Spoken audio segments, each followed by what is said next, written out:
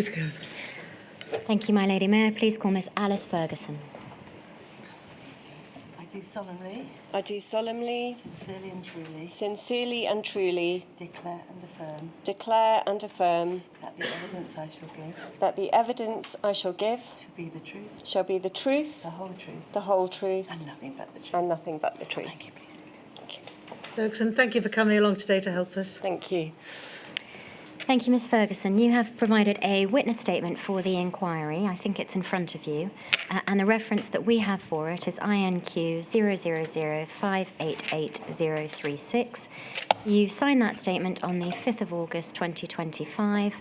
Are the contents of that statement true to the best of your knowledge and belief? Yes, they are. Thank you. Ms. Ferguson, you are the founding director of Playing Out, an organisation that campaigns and advocates for children's rights to play out in their environment. Is that right? Yes, that's right. Thank you.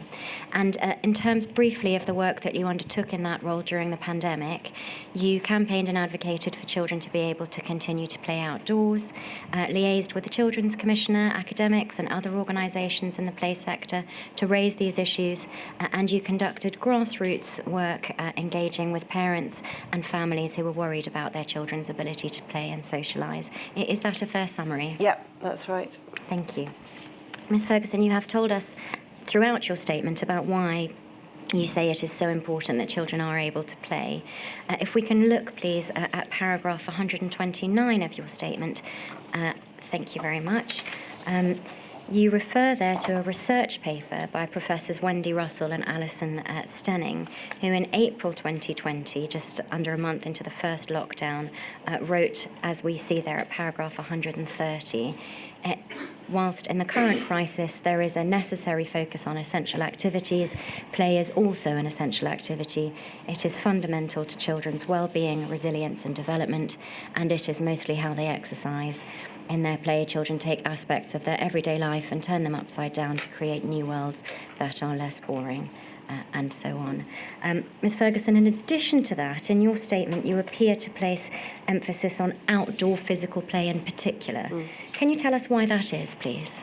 Well, I mean, it's impossible to overstate the importance of play for children in general, but I think particularly outdoor active play with other children is where children get their everyday physical activity and where they develop social skills and just get a huge amount of other benefit that they don't get from, for example, adult-led organised activities. It's just fundamental for children's health, well-being, their development in all areas, that they have that opportunity to play, and particularly to play outside with other children. Thank you, Ms. Ferguson. We know that when the then Prime Minister Boris Johnson delivered his speech on the 23rd of March asking the population to stay home, he said it would be permissible for people to leave their home for, quote, one form of exercise a day.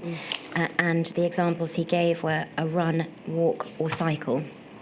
I understand that you argue that there was a problem with this because children's exercise looks different to adults' exercise. Can you explain that, please? Yeah, I mean, play is the main way that children are physically active. Sport England say that. And it's because children just naturally do that. They play because they enjoy playing. They don't need to be told how to do it. And even in the current climate where children's play opportunities have been reduced, it's still a really important way that they get that everyday physical activity. But it's not very well understood that play is physical activity for children. So by not explicitly mentioning children and play in those guidelines and in those rules, the Prime Minister gave the impression that only really adult forms of exercise were permitted, things like walking, cycling, running. You just don't see children going out for a run very often. So it did kind of create this wide understanding, including amongst police, councils, parents and the wider public, that children playing out was not a permitted activity. And it's something that we raised right at the beginning with the government, and a lot of other organisations raised, and it didn't change throughout the whole pandemic. Thank you. Yes, you published an article at the time. We won't go to it, but in that article you said part of the problem was that play does look like fun, and that doesn't fit with the seriousness of the guidelines. But for children, play is serious. And you said the general public is also absorbing the idea that only adult forms of exercise are okay. And was it your view that that was the result of the messaging about reasonable excuse? Definitely, and we saw a lot of examples. So we heard from parents that their children were being sent indoors when they were just playing out in the park, kicking a ball about, even in their family groups, because police or councils saw that as being outside of the guidelines. We were also getting emails from residents complaining about seeing children playing outside in public space and feeling like that was in breach of the rules. And a lot of emails and phone calls from parents who were really stressed about the situation and really unclear what was allowed and what wasn't allowed. Yes. And feeling that, they couldn't just let their children play out as they would normally. One of the things you say in your statement is that some parents did allow children to play out on the street as their daily exercise or took them for a kickabout in their local park. But these families tended to be those who felt more confident about interpreting the rules, who were less afraid of authority or being judged by others. As far as you were aware, was there anything in public messaging that cleared up that confusion that parents had? No, I mean, we raised this repeatedly with the government, and we never got the sense that they understood that. So they would say things like, well, we know that play is exercise for children, but they weren't communicating that clearly to the public.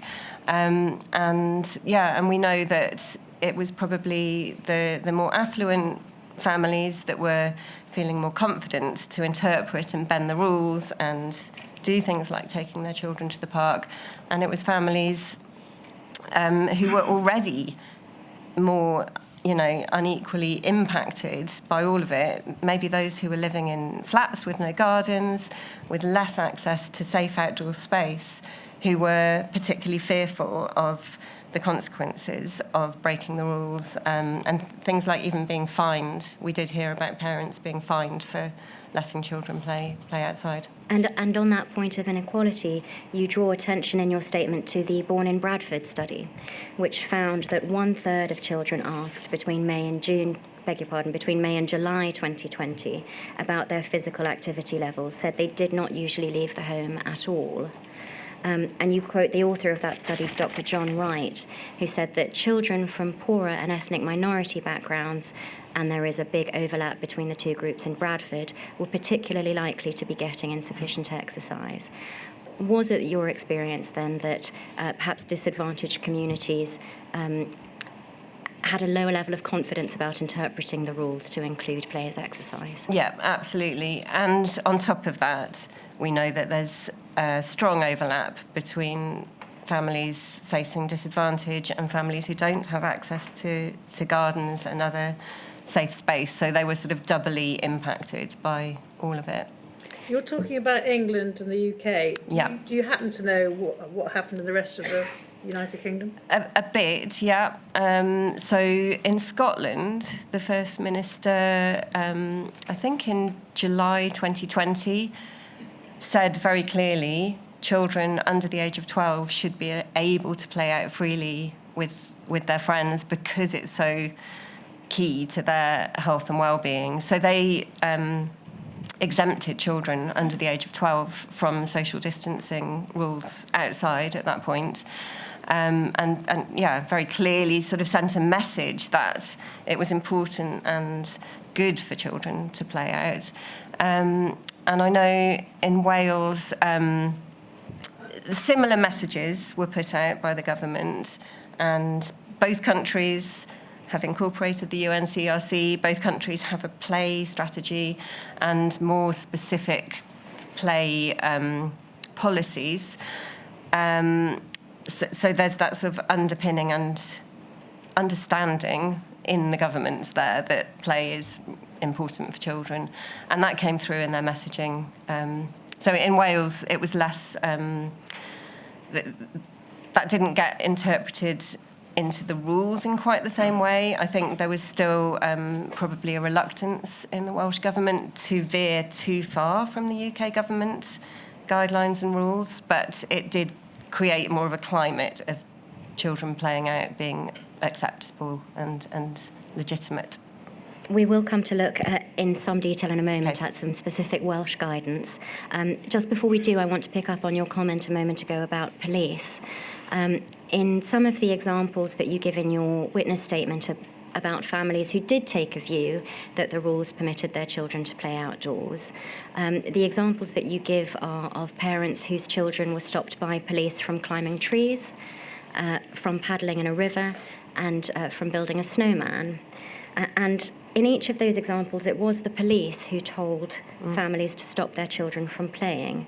From your experience of your discussions with those families, and perhaps others in similar circumstances, what was the impact on children of having been told to stop by the police, particularly? Yeah, it was huge. And actually, we spoke to the dad of... So the snowman story was particularly shocking because these were two brothers who lived in a high-rise flat in central London, had no garden, no access to outside space, who came out when it had snowed, so in January 2021, and were building a snowman together.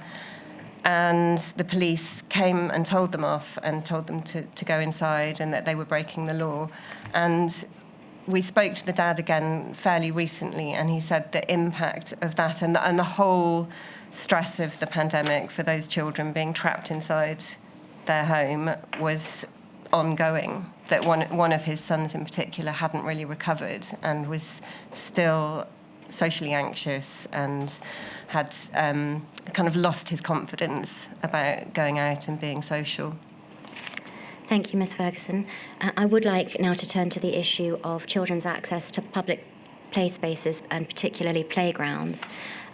Just in terms of the chronology and taking England first, we know that from the 23rd of March 2020, outdoor playgrounds were closed. From the 12th of May, key services were allowed to open, but playgrounds remained closed. From the 15th of June, non-essential shops were allowed to open, but playgrounds remained closed. On the 26th of June, the Ministry for Housing, Communities and Local Government published guidance to owners and operators of playgrounds, advising them to undertake risk assessments in advance of reopening. And from the 4th of July, playgrounds were allowed to reopen, but at the discretion of those playground owners and operators, subject to that guidance. From that date, pubs and restaurants were also allowed to reopen. I want to look, please, at that guidance that was published on the 26th of June. It's at INQ 000626091. And if we can look, please, at page 6 of that guidance, we will see what the government recommended to the owners and operators of playgrounds. The first point was that they recommended that they should identify an advisory limit on the maximum number of users able to use a playground at any one time and use signs to communicate this. Second, that they implement a booking system so that users could book a slot to use equipment. Third, that limiting the number of users able to use a particular piece of equipment would minimise the transmission risk of COVID-19, and potential measures included using signs and limiting the available number of seats on equipment or numbers of swings available to promote social distancing.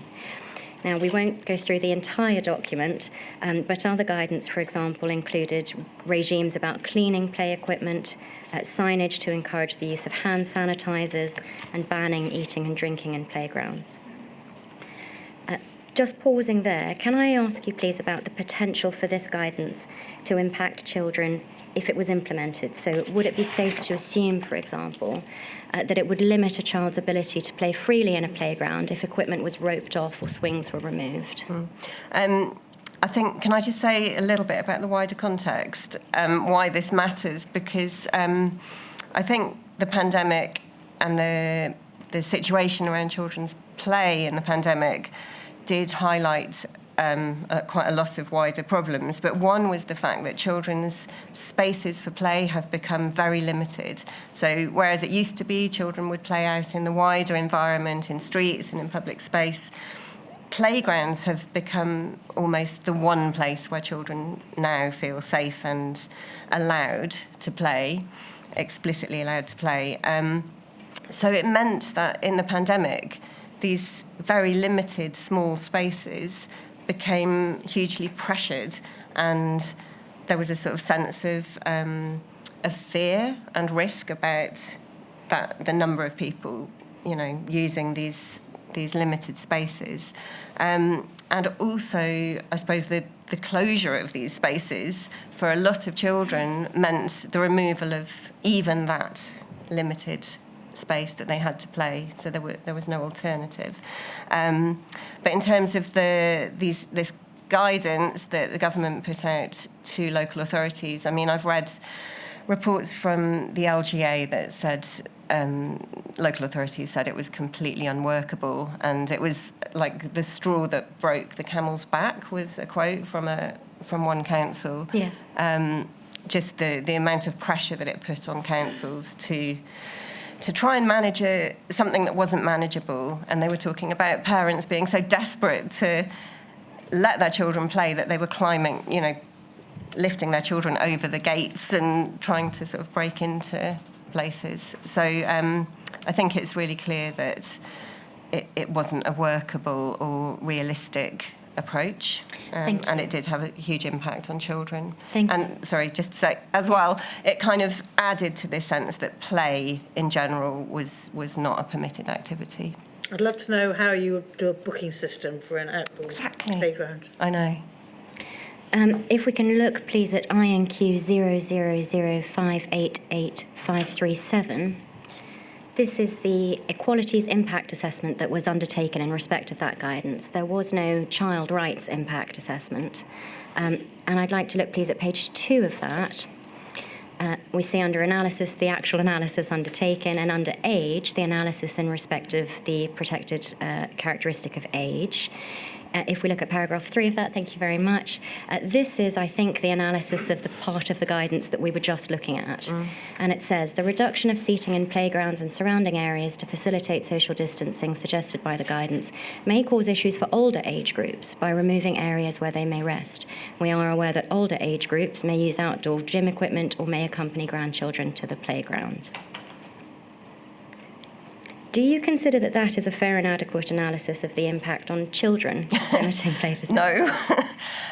No, I think it's really telling. I mean, what it shows is the Equality Act does not protect children as a group under the age characteristic. It actually explicitly excludes children from being considered under the characteristic of age.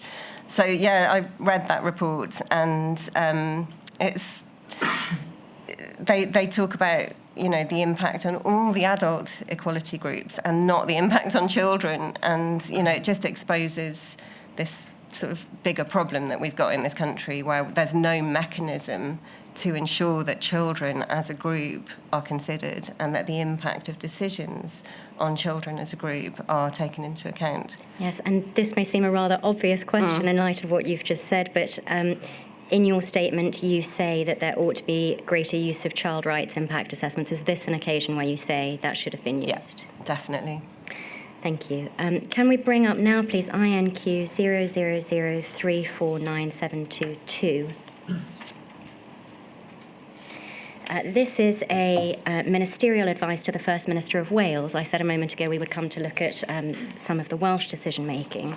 It's dated the 16th of July 2020, and it's ministerial advice about draft guidance for reopening playground and play areas for children in Wales. If we can look at page 2, please. we see at paragraph 6 and 7 how the Welsh Government went about a very similar decision. It says, prior to the recommendation to reopen playgrounds, we shared the guidance in relation to England with key stakeholders, seeking their views on what additional information, if any, they would require. We can see that the Welsh Local Government Association was consulted, and we see from paragraph 7 that the guidance was also shared with the Children's Commissioner for Wales, and Play Wales, I'm sorry, I wanted to point out as well, was consulted, we see from paragraph 6. Can we look now, please, at page 3, paragraph 12 of this guidance? We see here in the ministerial advice an emphasis on the child's right to play under Article 13 of the UNCRC. And at paragraph 13, and I won't read it out because it's rather long, but we see a paragraph about how important play is as an activity for children. Would you agree, Ms Ferguson, that it seems from this ministerial advice that the Welsh Government were taking into account children's rights and the importance of play in their decision-making about reopening playgrounds? Yeah, definitely. And I think, like I've already said, the fact that the Welsh Government have incorporated the UNCRC, including children's right to play, into its domestic law is, I think, really significant. And the fact that the UK government hasn't done that is also really significant in its approach to children in the pandemic. And I think, like I said, it seems like the Welsh government maybe had limited scope to sort of do things very differently from the UK government, but they did in small ways. Yes. They did definitely give the message, including to councils, yes, that children's play should be prioritised. I'd like to look at exactly that, please, because if we look next at the guidance that the Welsh Government published following this advice, and that is at INQ, I beg your pardon, let me just locate that reference.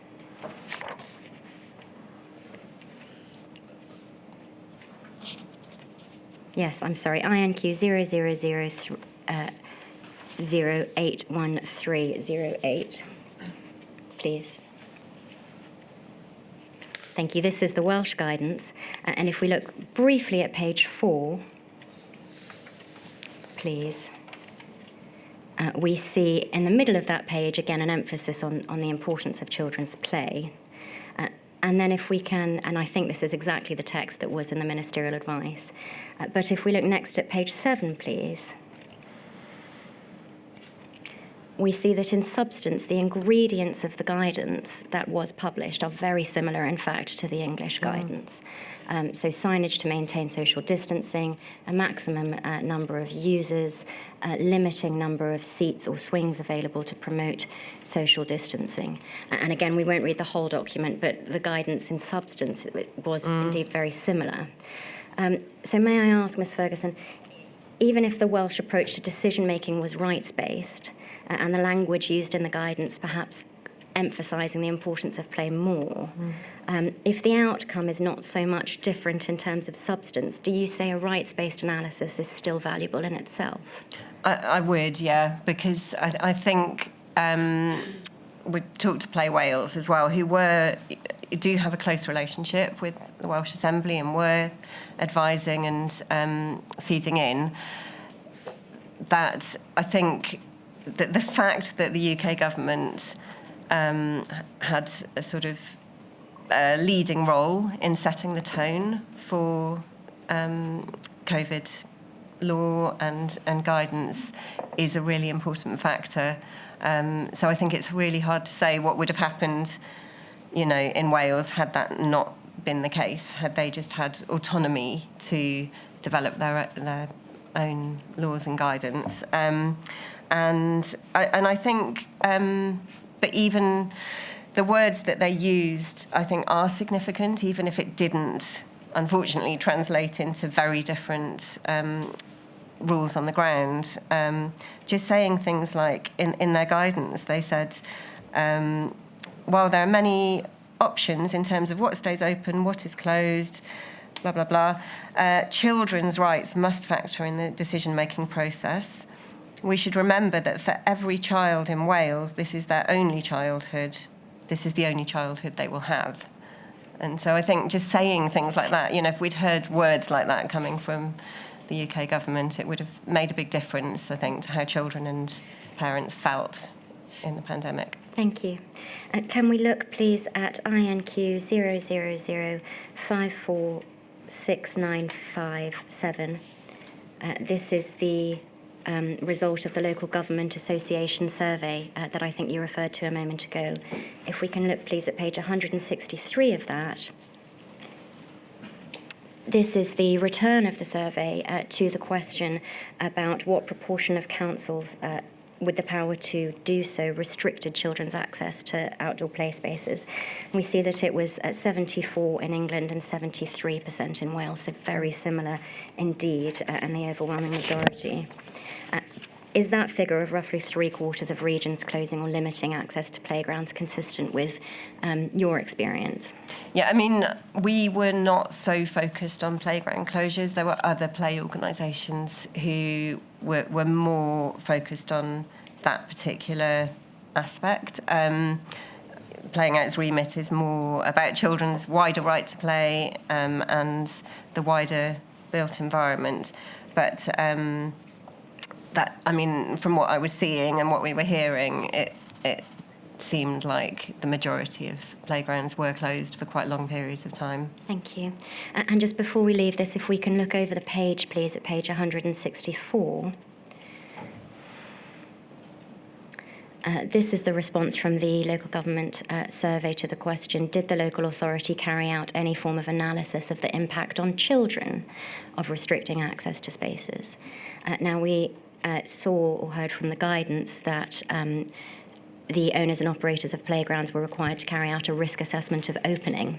But it seems here that only 6% in England and 5% of councils in Wales carried out an impact assessment of keeping them closed. What do you make of that in terms of an approach to decision making? I mean, I think there wasn't a risk-benefit approach to decision making around children's and children's spaces and access to play. Fairly early on in the pandemic, there was strong evidence that the risk of outdoor transmission, particularly amongst children, was very, very low, and experts were strongly advising government that they should take note of that and balance that low risk with the high risk of negative effects for children's health of not being able to play outside, and all the positive benefits of having more outdoor play, social contact, physical activity, and it is clear from the decisions that were made that that risk-benefit approach wasn't taken, even though organisations were urging the government to do that. And in the government's own guidance, they refer to the Health and Safety Executive's risk-benefit approach and advise councils to use that, but they didn't appear to use that themselves. Thank you. And just one last document and one last question about playgrounds, please. If we can pull up INQ 000649867. This is an exhibit to your statement, and it is a media report. I'm not sure you can see the date of it there, but it's dated the 9th of July. And we can see that even after playgrounds were allowed to open on the 4th of July, subject to the guidance, as you say, in practice, the result was that whilst pubs were opening, many playgrounds remained closed. In your experience from the grassroots work of playing out at this time, how were children and families responding to that sequencing of things opening up? Yeah, I think people were just baffled by it and incredibly frustrated, because it was clear that that sequencing wasn't based on the relative risk or benefit of those things. It was just based on bureaucracy and all the red tape that councils were meant to go through in order to reopen playgrounds. But it wasn't just playgrounds. It was, grassroots sports, outdoor activities for children, even play streets, which is our sort of bread and butter, were still not allowed, whilst pubs and other indoor spaces for adults were reopening. So it just felt incredibly unfair and unjust, and I think just added to this sort of sense that parents and children had that they were being forgotten and they weren't a priority. Thank you, Ms Ferguson. I'd like to ask you now briefly about social distancing rules for children. We know that children in England were not exempted from rules about social distancing, and the ways in which those decisions were made, we will have the opportunity to ask Sir Chris Whitty and Baroness Longfield about. I wondered if I could ask you, please, about the position that was different in Wales, and to look briefly at INQ 0000489110. This was a children's rights impact assessment conducted by the Welsh Government, dated the 7th of November 2020, and it assessed the impact on children and young people in Wales of the various alert levels and restrictions that were due to be put in place regionally from December. It's 17 pages long, and we won't look at all of it, but if we can look, please, at page 3 over to page 4. Thank you. If we could scoot down to the table, thank you. This is a table that summarised the restrictions on gatherings at various levels, and we can see that it was being proposed that under 11s would be excluded from levels 1, 2 and 3 of risk. And if we can carry on scrolling down, please, to the bottom, to the text under this table, please.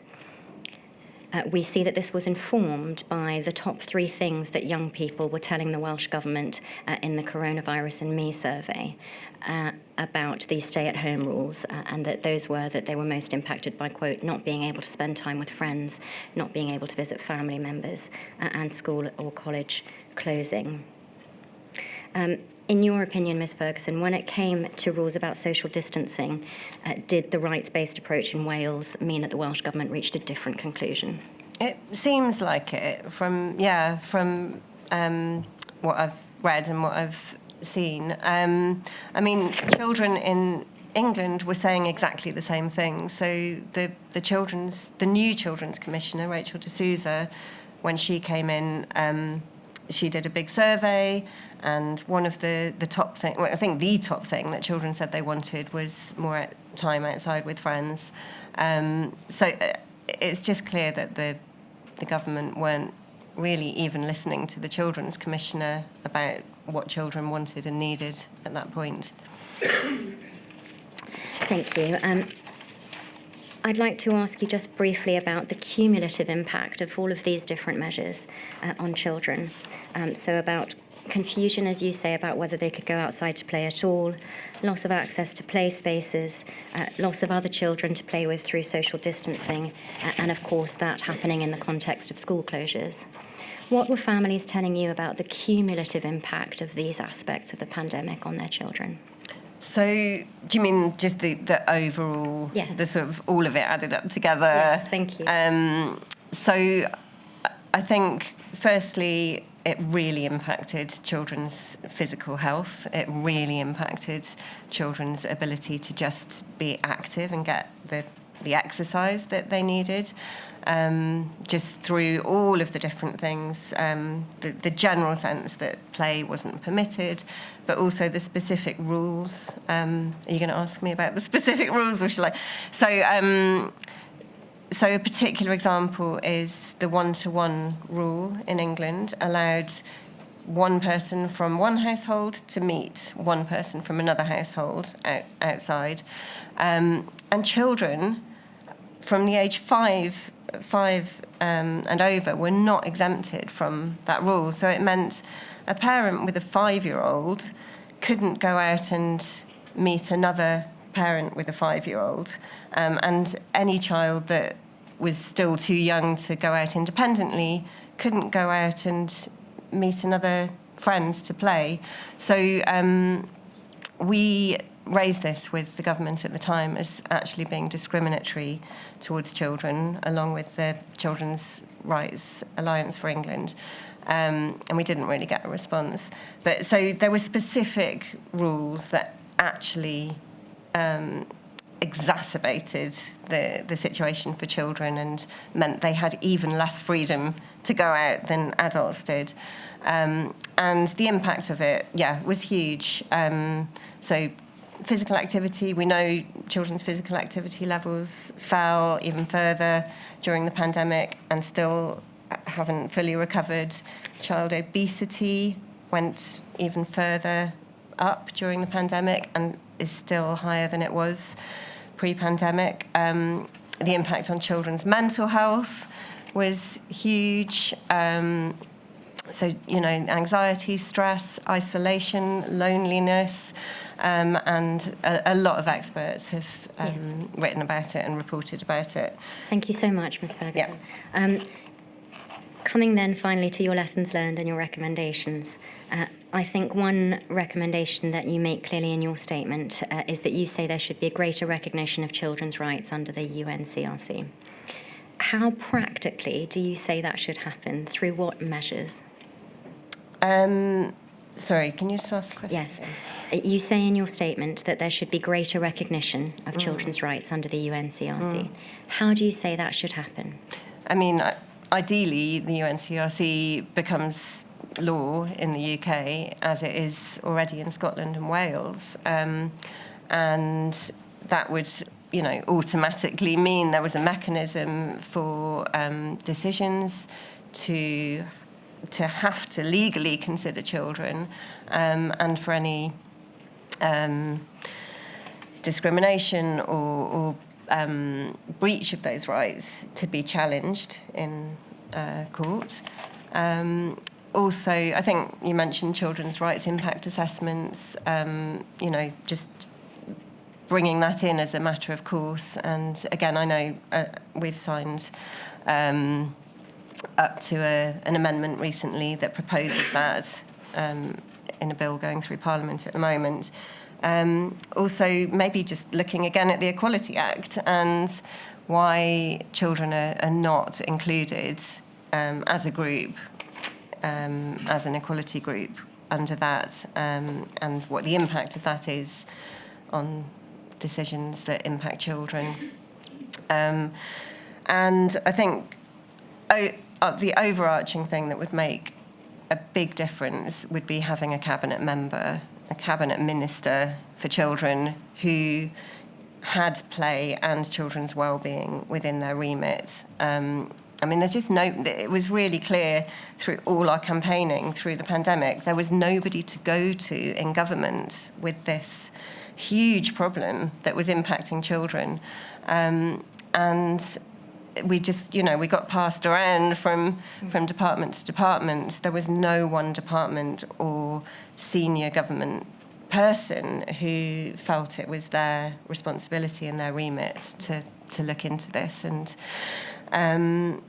so I think all of those things would make a huge difference. Thank you very much indeed, Ms. Ferguson. Those are all my questions. My lady, do you have any questions? Thank you very much. How did you get into this? I appreciate you're a parent. Yeah. Was it seeing your own children? How did you was it your experience in the built environment? Yeah, both actually. So, I did work in sort of built environment stuff before, but then as a parent of young children, my children have now grown up, so I've been doing this for a whole childhood. It was just that strong feeling that things were wrong for children, and not just my own children, but children more widely, and particularly children who were facing inequality already and other disadvantage, and just a strong feeling that, of injustice, that children were not well considered across, all decision-making, and children have just been let down, I think, by our society for a long time. And I just felt, with other parents who we started playing out with, that this wasn't right and that we wanted to do something to try and change it. fantastic. Well done. There are many worthwhile causes I've been hearing about during the course of this inquiry, but this is one that particularly strikes hope for me. I mean, they're all obviously important, but because I remember seeing the interviews of people who lived in high-rise blocks and the impact on the carer. Yeah. So you had the impact on the children, and then you had the impact on the carer, and then, of course, a greater impact on the children because their carer was stressed. Exactly. It's all a double whammy. Yeah, exactly. And I think we've probably only seen the tip of the iceberg as well. You know, we've just heard those individual stories. But, you know, I think the impact is probably even bigger than we can imagine. So, well, thank you very much indeed for your help. Really grateful to you. Thank you very much for having me. Thank you, my lady. Thank you, Ms. Cohen.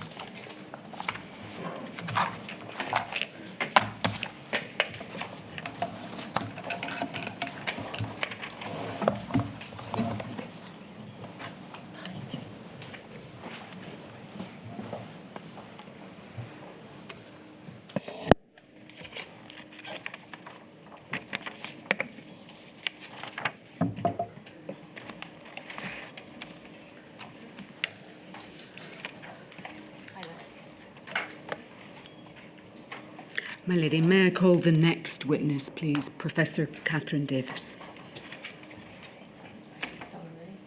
I do solemnly, Sincerely and truly declare and affirm and affirm that the evidence I shall give that the evidence I shall give shall be the truth, shall be the truth, the whole truth, and nothing but the truth. and nothing but the truth. Thank you very much. Hope we haven't kept you waiting too long, Professor. It's okay, thank you. I've been well looked after. Ms. Dobbin. Thank you. Can I ask you to give the inquiry your full name, please? Yep, my name is Professor Catherine Davies. And Professor Davies, do you have a report in front of you? And I think it should bear the number INQ 000 587 957. That's right. And can you confirm, please, that that's an expert report that you prepared for the purposes of this inquiry? Yeah, that's right. So I prepared it with a co-author, Ivana Laval, and we were supported by Cecilia Zuniga Montañez, who brought together some 300 sources of evidence. So I'd like to thank them right now as well. Thanks. Thank you. I'll come on to that in just a second. If I can just ask you, please, if you can confirm that any facts that have been stated in that report are true to the best of your knowledge and belief. Yes, I confirm that. And can you also confirm, please, that any opinions that you've stated in that report represent your true and complete professional opinion as well? That's right. I'm grateful to you. Professor, I think it's right that you're a Professor of Language Development and the Dean as well of Research Culture at Leeds University. Is that correct? I've just stepped down from that management position, actually, after 4 years in role, but I am Professor of Language Development, yes. Well, I'm glad I got that right, at least. And you set up within Leeds University the Specialist Child Development Unit as well, is that correct? That's right.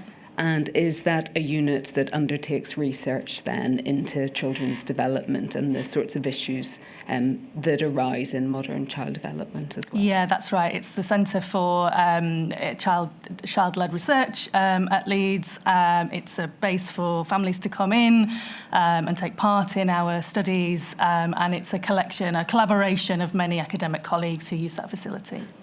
And I think that your background and your interest is in children's language and literacy, but that you have gone on to develop a research interest in COVID-related issues as well. Is that correct? That's right, yeah. From 2020, we won a series of funding pots to follow families throughout the pandemic and beyond.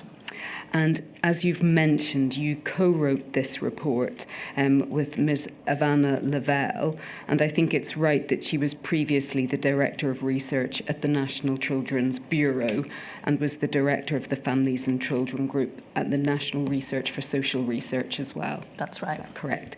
And I think it's right that she also has a background then in researching social issues that affect children's lives. Indeed. And I think she has a particular specialisation when it comes to education and schools. I got that right? Yeah, maybe broader as well. So children's services, so around early education, health visiting and social care. Thank you for clarifying that. And as you've touched on, I think there were a number of experts in different parts of the United Kingdom who also assisted you in the preparation of this report. Is that correct? Yes. So according to the brief, we were really keen to represent the 4 nations as fully as possible, and to do that, we drafted the report and then sought feedback and amendment from Heather Douglas in Scotland, David Dallimore in Wales, Dr. Jessica Lehman in Wales, and Dr. Glenda Walsh in Belfast. All right, so I think you've already answered my point, which is an important one, but this is a report that reflects issues related to COVID and children in different parts of the United Kingdom as well. That's right. Where the data are available, we reflect the circumstances there. I'm going to come and touch on the data and what's available and what's not in just a second.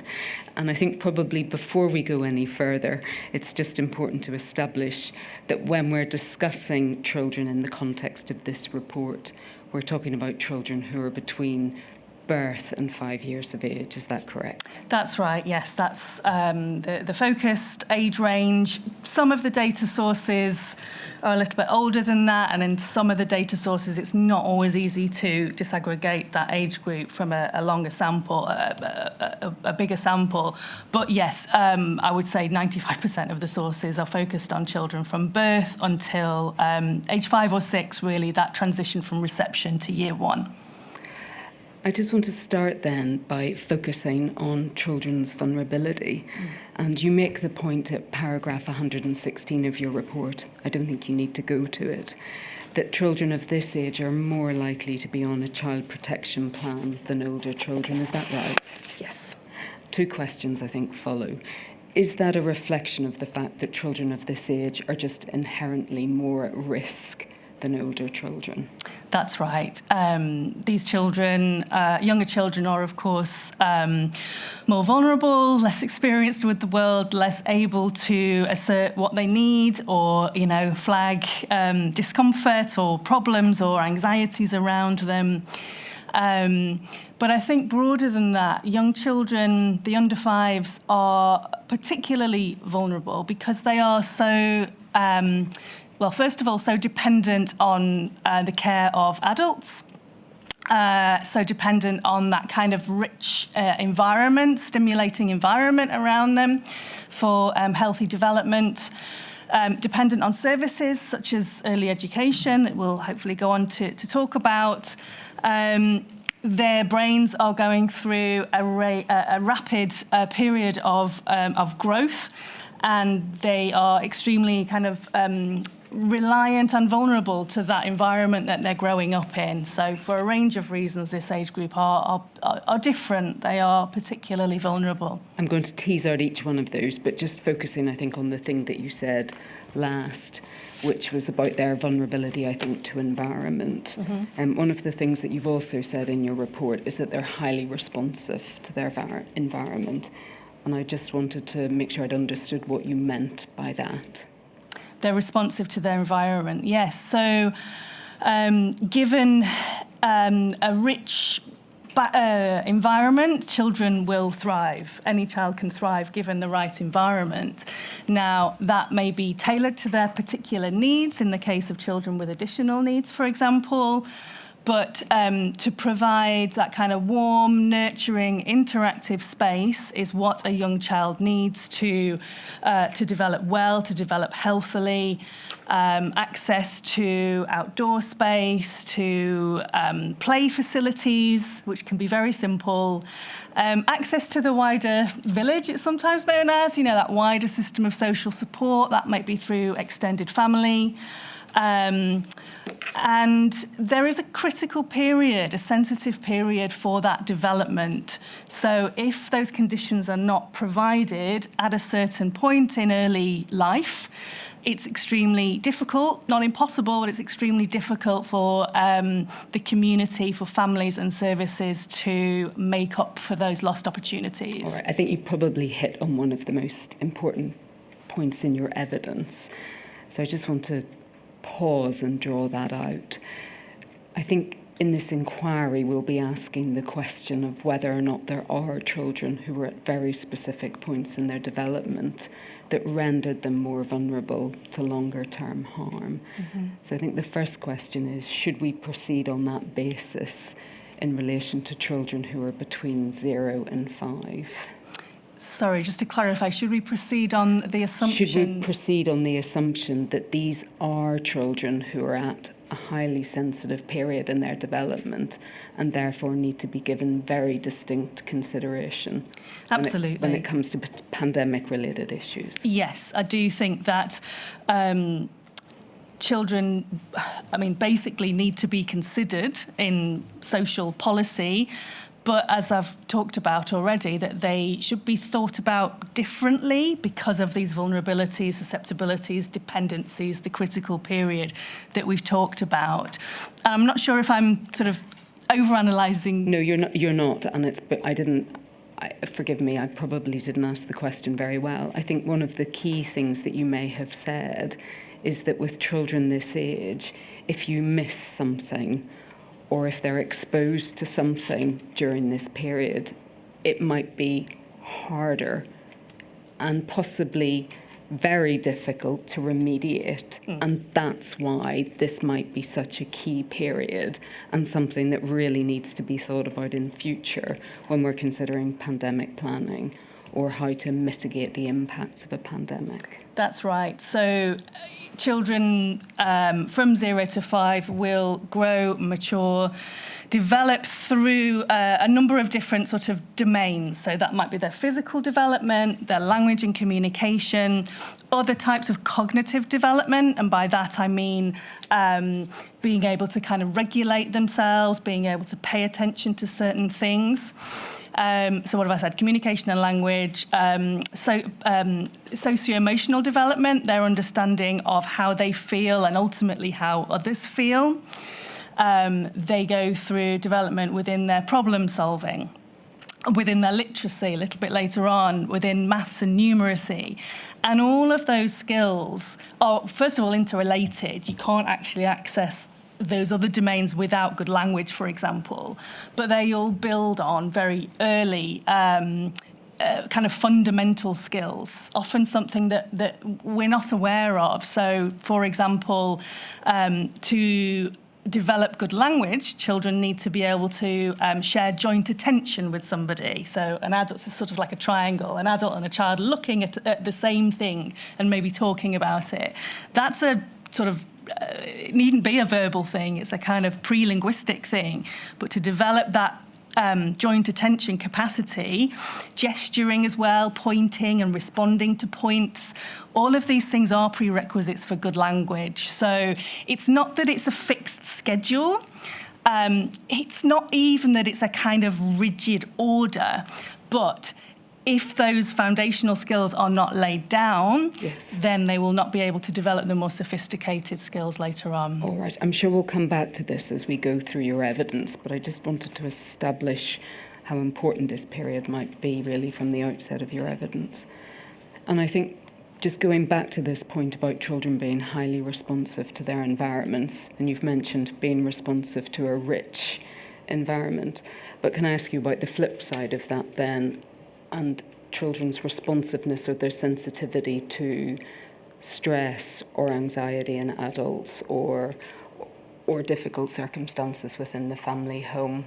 What's the evidence about that, please? Yeah, so we know that children, so the first 1,000 days of life we often talk about as being that sort of critical period for development, and children who are exposed to high levels of parental mental health or family stress, insecure housing, poverty, a range of different adverse circumstances tipping over into abuse and neglect in some cases, sadly, then this has long or can have long-lived effects. And, you know, I'm not a neurological developmental psychologist, but this can have impacts on brain development and certainly, I think, on children's abilities to cope with stress later on.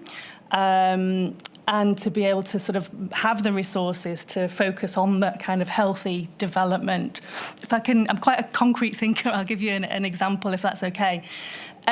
So again, in my domain of expertise in language development, we know that warm, responsive interactions help children to develop richer vocabulary. And we actually ran a study during the pandemic looking at how various markers of warmth and high quality interactions in families.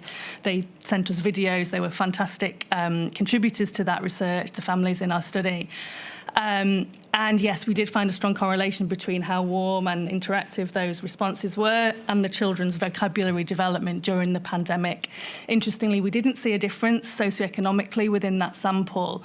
But if you take away that warm, nurturing environment, yes, you would see the opposite, that would limit or stymie their language development. So I think what you say in your report is that in families where there is tension or anxiety or depression, that maybe the quality of those interaction changes, and that is the thing that has the impact on the child. Is that right? Exactly, yes. So parents or carers who are dealing with multiple adverse circumstances simply would not have the resource to engage in those rich interactions, and so may default to other ways, I suppose, of the baby or child spending their time. They might resolve more to more screen use than they would ideally like. The child may not be exposed to, just different types of enriching environments because of those financial stresses that parents are busy, I guess, thinking about. I'm going to come back to screens because I think it's an important point in your evidence. But again, just going back to some very basic points, do you think it's right then, or it should be a starting position for Module 8 of this inquiry, that anything like a pandemic or a national emergency that generally may generally put families under pressure, for example, is likely to have an impact on the very youngest children in society, without more, before we go into the other consequences that those sorts of events can have? Absolutely. I think what was one of the things that was interesting about the pandemic is that all of the factors which we know are essential for good development, a lot of the factors that are essential for good development were limited or even taken away. So, it was obviously something unexpected, but to see all of those known facilitators of development being affected negatively, we knew the effect it would have. Yes, that's a question I am going to come on to ask you about the predictability of some of these consequences. I just want to finish this bit of evidence off, if I may, before we go to that. Sure. And in fact, I'm going to go back to something that was happening before the pandemic, which you've set out in your evidence. But I think what you say is that before the pandemic, the rates of children who were receiving statutory services were in fact increasing across the UK. Yeah.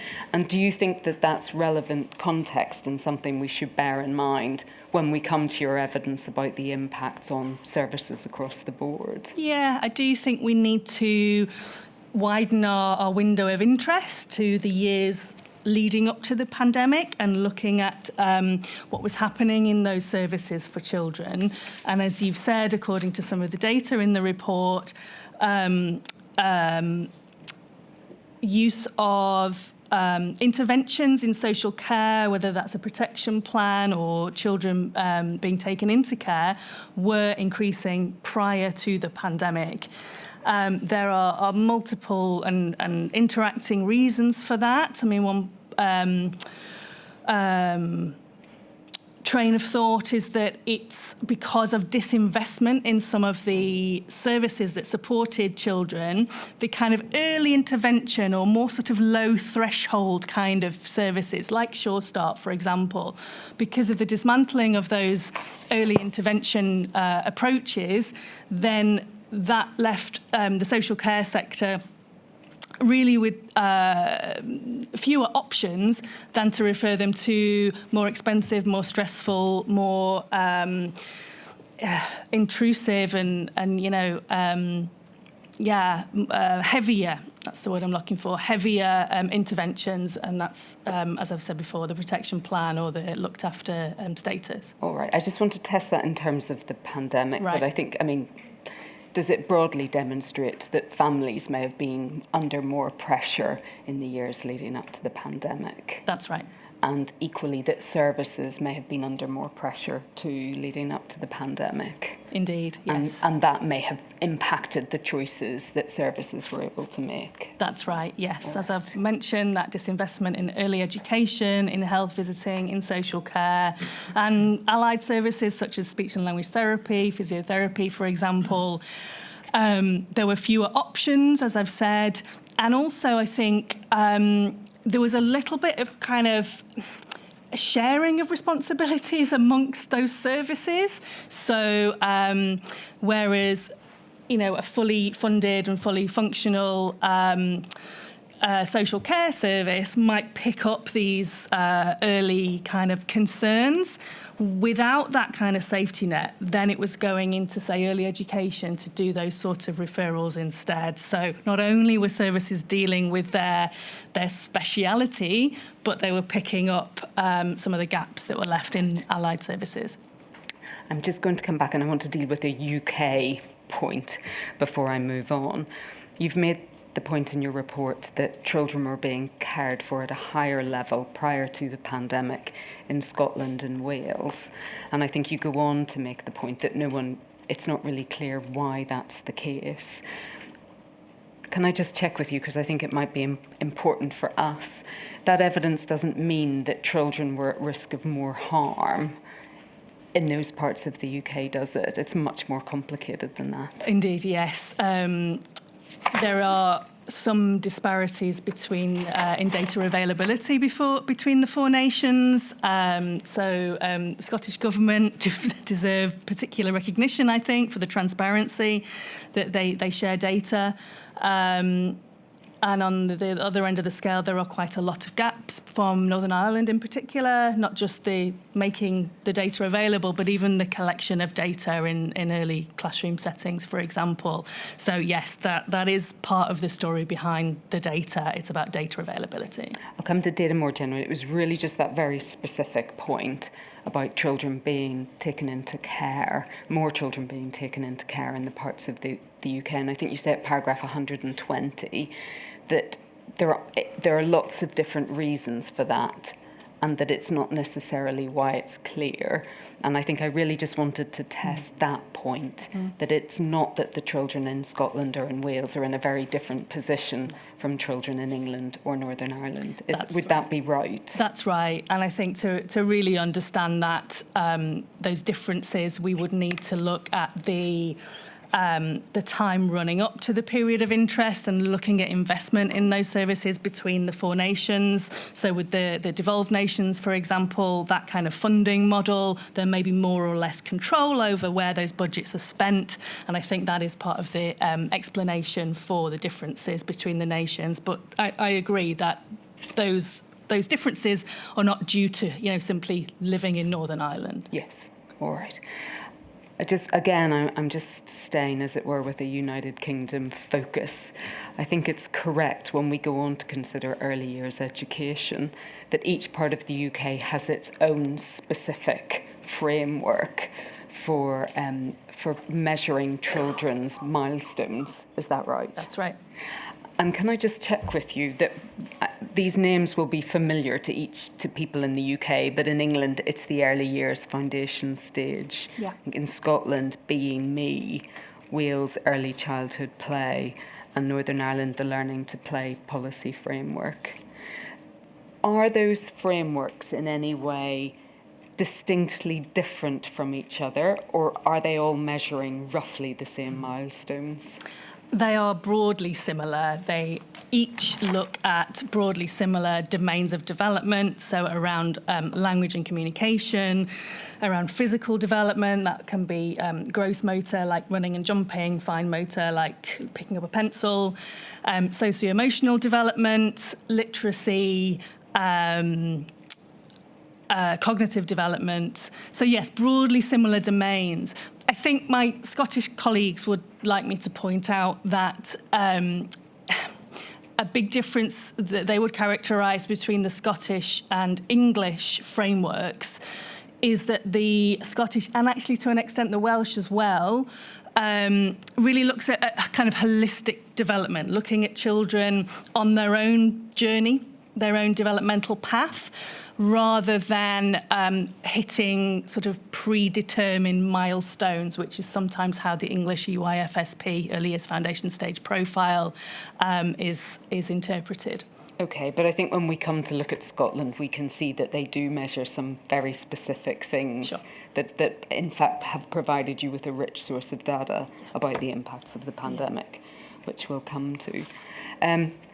Another question that I just wanted to ask you, I think the answer to this is broadly the same, that in each part of the UK, in terms of early years provision, there's a universal offer so that 3 and 4 year olds get free early years provision. Is that broadly right across the UK? Yeah, there are some subtle differences between the nations in terms of eligibility or when children come online to receive the entitlements, or how these entitlements are delivered and for exactly how many hours. But broadly speaking, they are comparable, that wherever a child is living in the UK, at 3 to 4, they can expect a universal entitlement to a considerable number of hours in early years education. At 2 as well, although this is where we start to see more differences in eligibility around how many hours parents need to be working, for example. And as you'll know, the offer was expanded to 9 months in England quite recently. There's an important point in this that I just wanted to get to. You make the point in your report that universal entitlement is popular across the UK. Mm-hmm. When the offer is made to all children, it tends to get taken up across society. Is that right? Yeah. Whereas if the offer is made specifically for disadvantaged children, it's taken up less. Is that right? And you give the 2-year-old offer as an example of that. That's right. But I want to be clear that the take-up there, again, has many factors, explanatory factors. I'll go through a few. So I might ask you to pause because I'm asking you it for a specific pandemic-related reason. Mm-hmm. Because obviously we will go on in your evidence to consider the vulnerable child policy, but it sounds like there is no clear-cut view that offering universal provision means that people will take it up as compared to that.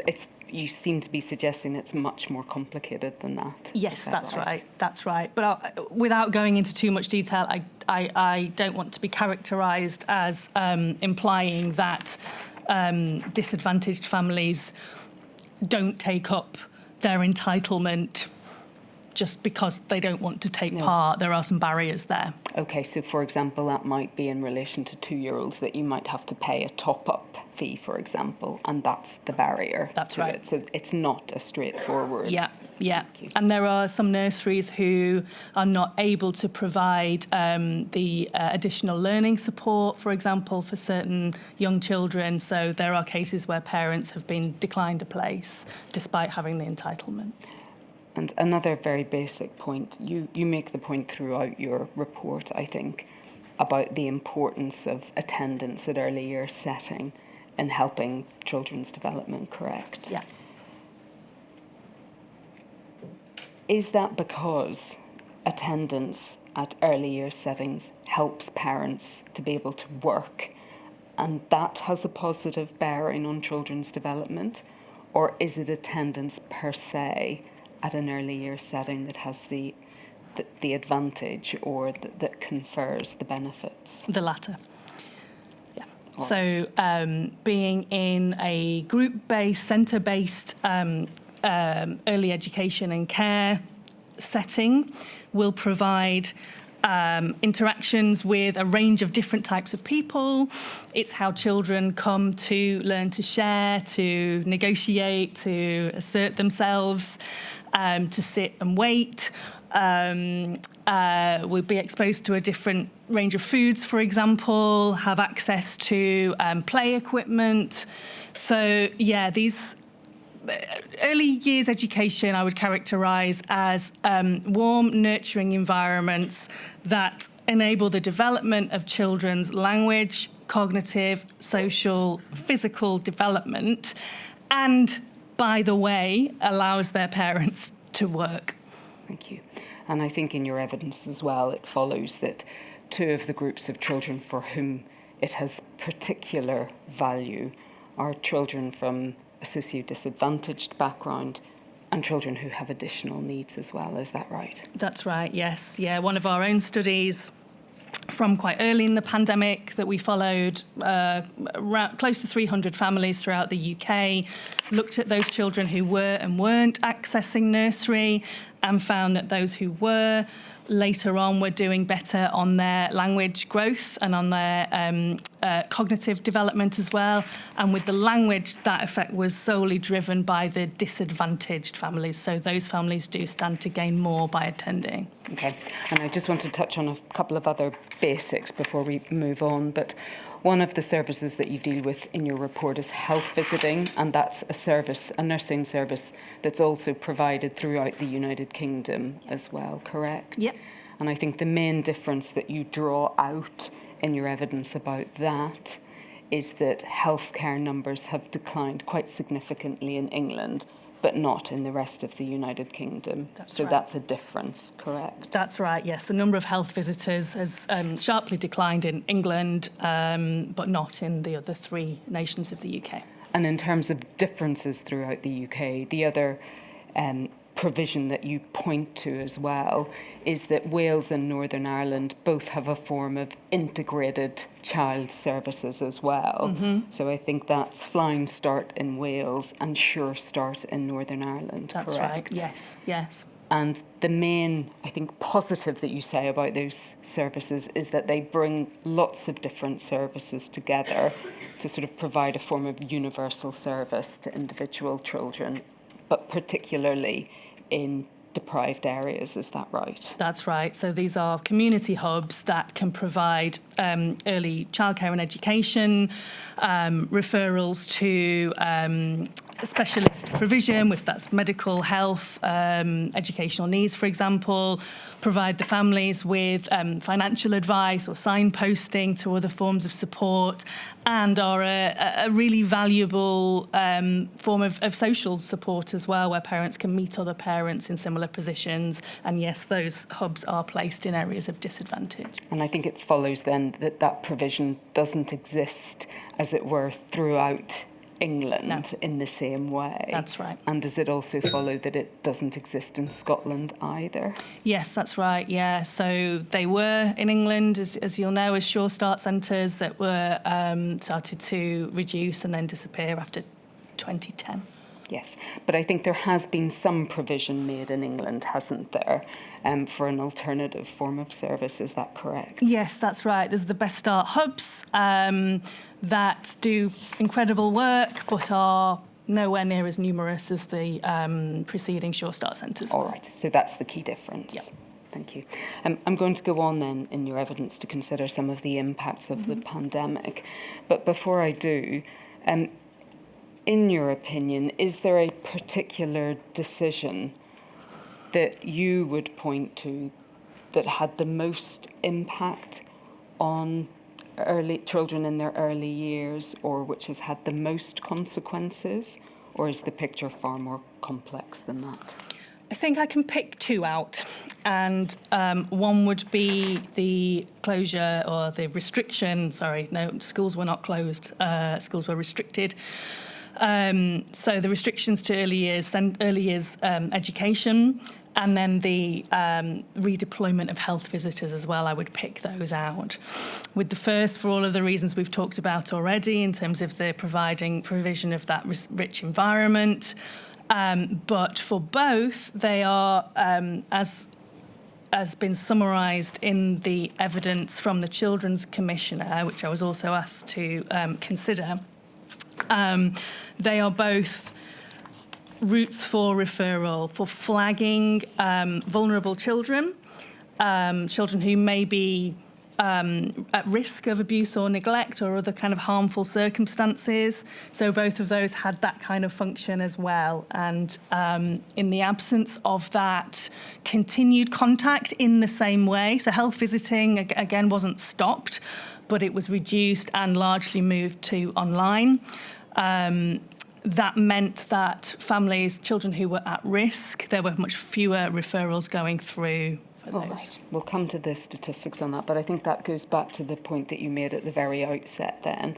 What was reduced was the opportunity to pick up on these issues that might be critical for the child's development. Yes. And potentially lasting into their childhood as well. Yeah, just to add to my previous comment, not just around safeguarding, but also the early identification of developmental needs. Yes.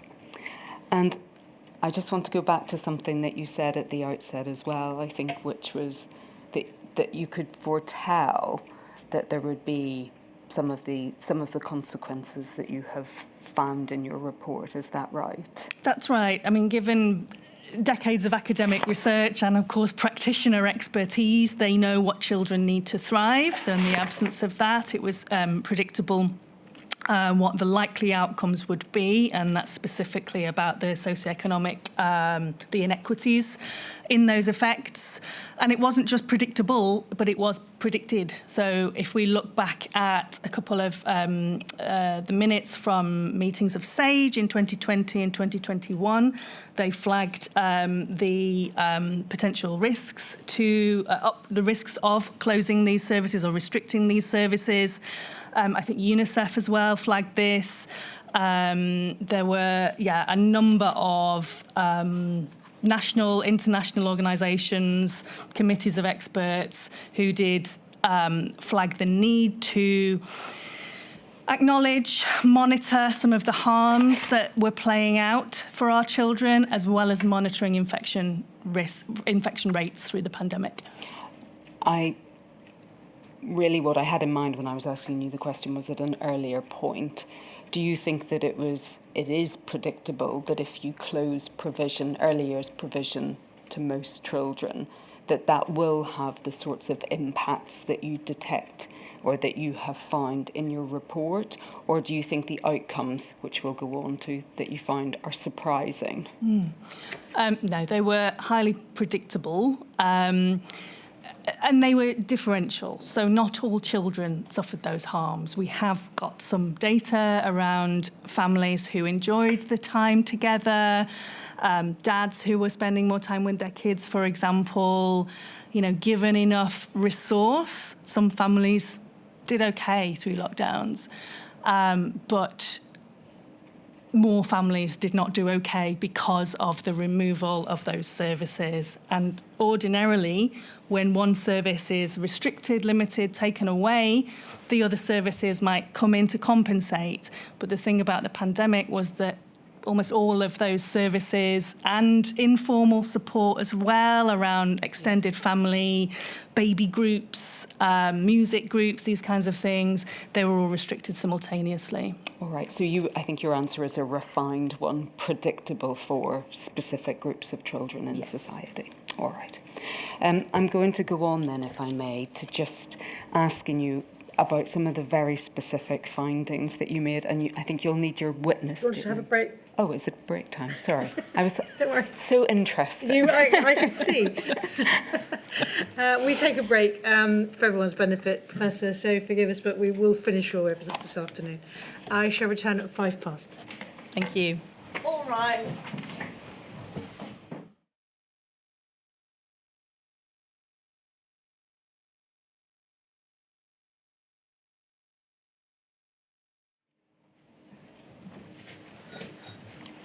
Stop it. Thank you, Melody. Professor Davies, we're going to look at some of the data, particularly about children around the age of 2 and children around the age of 4. But before I ask you about that, I think it's right that there are some significant data gaps across the UK when we come to look at children of these ages. Is that right? Yeah, there are a few that I have highlighted in the report.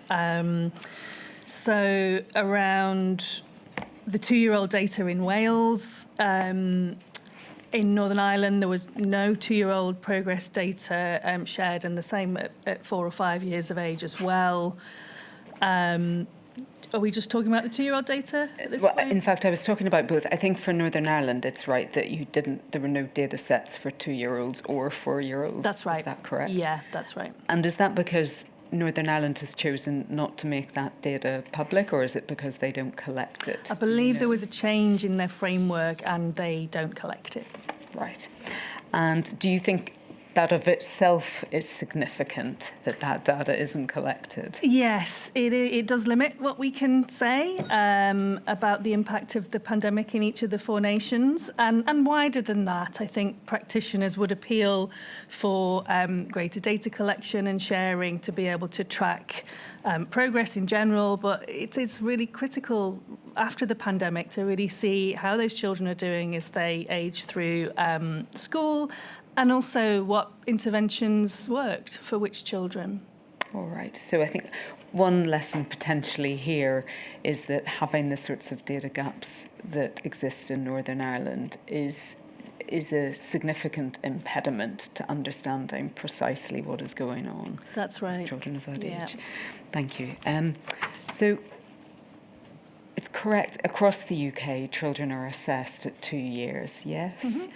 And I think people might be familiar with that check. I think that's the one that's done by a health visitor, yes? That's right, yes. So ordinarily parents will be contacted by the health visitor when children are 2 to 2.5 years to undergo their health and development check. So this is an integrated check which monitors whether children are growing healthily, whether they are developing in ways we would expect, to provide guidance and advice for parents, and to check how the parents and caregivers are doing as well. All right. And there's probably, I'd imagine, an important difference between the check that's done at 2 and what might be apparent when a child is 2, and what might be apparent when they're 4, if they have any additional needs. Is that right? That's right, yes. So certain developmental disorders may be starting to emerge as early as 2. Others may take a while to actually be picked up, certainly around maybe speech and language, for example.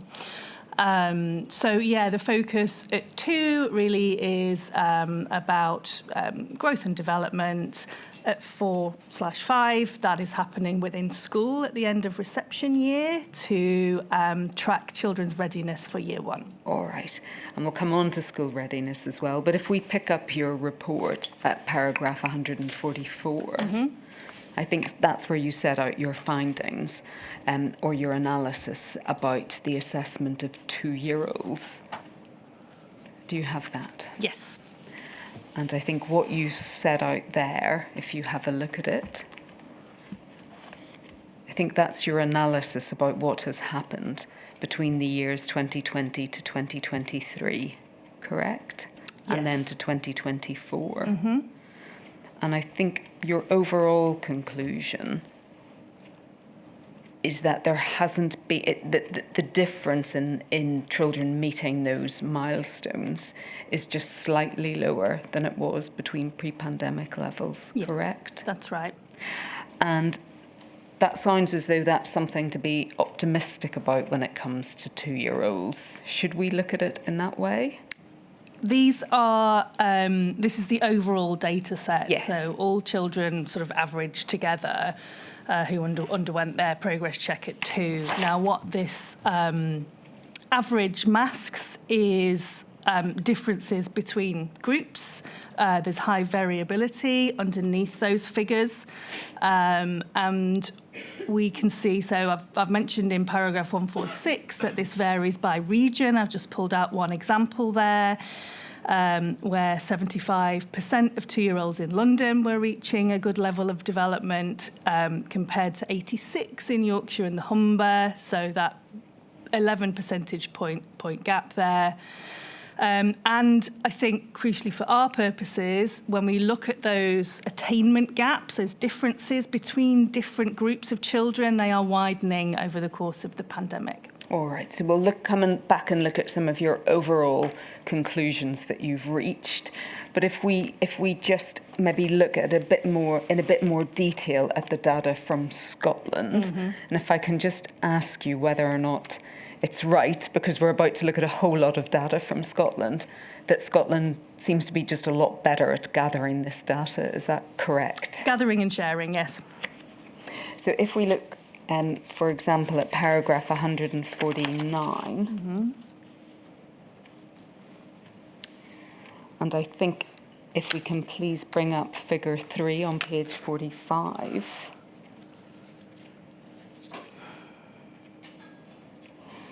This is helpful because it allows us to look in more detail, doesn't it, at 3 age groups in Scotland and the pattern in terms of developmental trends as well. Yeah. Both before and after the pandemic. Yeah. So just to walk you through this chart, this shows percentage of children with a developmental concern. So this is where the professional running the assessment would have flagged a concern in one or more areas of development. So high is not what we want in this graph. So you can see it's an incomplete data set for the bottom 2 lines. So again, just to walk you through, the top line is 2-year-olds, the middle one is 4-year-olds, and the bottom one is 1-year-olds, roughly. There is incomplete data for at 4 and at 1, but age 2, you can see there quite a clear U-shaped curve. So where we see a decline in concerns, so children doing better in the years leading up to the pandemic. And then after 2021, you start to see quite a sharp rise in concerns at age 2. And that is mirrored, not in the U-shape because we don't have the preceding data, but certainly in the rise in concerns at both other age ranges as well in Scotland. All right, and I think if we go on to the next figure, which is figure 4 on page 46. And I think this is helpful again, looks complicated, but I think this is actually telling us quite useful information about the types of concern. Is that right? That's right. So you can see from the blue line, that's the one at the top, that again we have this sort of U-shaped curve, so an increase in concerns after 2020 in speech, language and communication, and that line is elevated relative to other domains of development. So the next one down is emotional, behavioural, personal, social in green, and then quite a low number of concerns for the others. And I think that's interesting. It's striking to me that speech and language is such a concern. I mean, it's striking but not surprising given what we've said about the importance of that rich home language and home literacy environment for children that was curtailed during the pandemic. And, well, can I ask you about that? Because some people might think, well, children are at home and maybe parents are reading to them, or parents are furloughed, so they're talking to children. And they might be surprised, actually, that this is the concern that has gone up the most. Yeah. Does it tell us something maybe a bit deeper about what was going on? That's right. I think the picture that you briefly paint there would be under ideal circumstances, yes, that certain families indeed were engaging in a lot more, playing games, etc. But for the majority of the family, where parents were juggling working from home, perhaps homeschooling an older child, dealing with financial issues, housing insecurity, all of the things that we were dealing with during the pandemic, leaves very little time and opportunity and energy for these rich, stimulating environments. As well, quite a lot of vocabulary will come from being out in nature, doing different things, pointing out puddles and leaves and different things which, we didn't have the same access to. So there's that, and also the restricted number of speakers in the home. So, we may be talking about lone parents, for example, or just, smaller families with however many siblings, they're not seeing grandma, they're not seeing the shopkeeper, they're not seeing their key worker at nursery. So those different types of interaction were just not available for them, and we know that helps speech and language. And I think the other thing that seems to go up, but please you're the expert, so please do say if I'm wrong about this, but there seems to be a leap in terms of emotional and behavioural concerns as well. Is that correct? Yeah, so I think you're talking about that difference between 2020, 2021, yes, and then following year. Yeah, there's quite a steep rise there as well. And again, not surprising. Children learn to regulate their emotions, to cooperate through early education, through hanging out with their friends and extended family. All right. So again, that doesn't surprise you, no, as an expert in this field. No. And I think if we could please then go to figure 5. Mm-hmm. And I think this is the graph which you used to demonstrate that there are persistent inequalities as well. Is that right, in terms of the children who have developmental concerns as well? That's right. So this focuses in on children during the 2 to 2.5 month review. This time the data are split by Scottish indices of multiple deprivation quintiles. So these are indicators of socioeconomic advantage or disadvantage. So the top 5th and the bottom 5th. And those in between. So we can see there's consistency between the quintiles here. So the least deprived group have the least amount of concerns about them, as you might expect. And that's fairly regular. That's one thing we can pick out. We see the U-shaped curve as well to show that there was a decline in concerns before the pandemic, actually across all quintiles.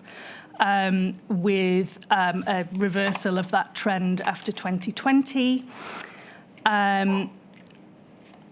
What concerns me, I guess, in this graph as well, is if you look at the least deprived line, so those bottom 2 lines, you can see some good recovery after 2021. So those concerns are reducing again for our advantaged families.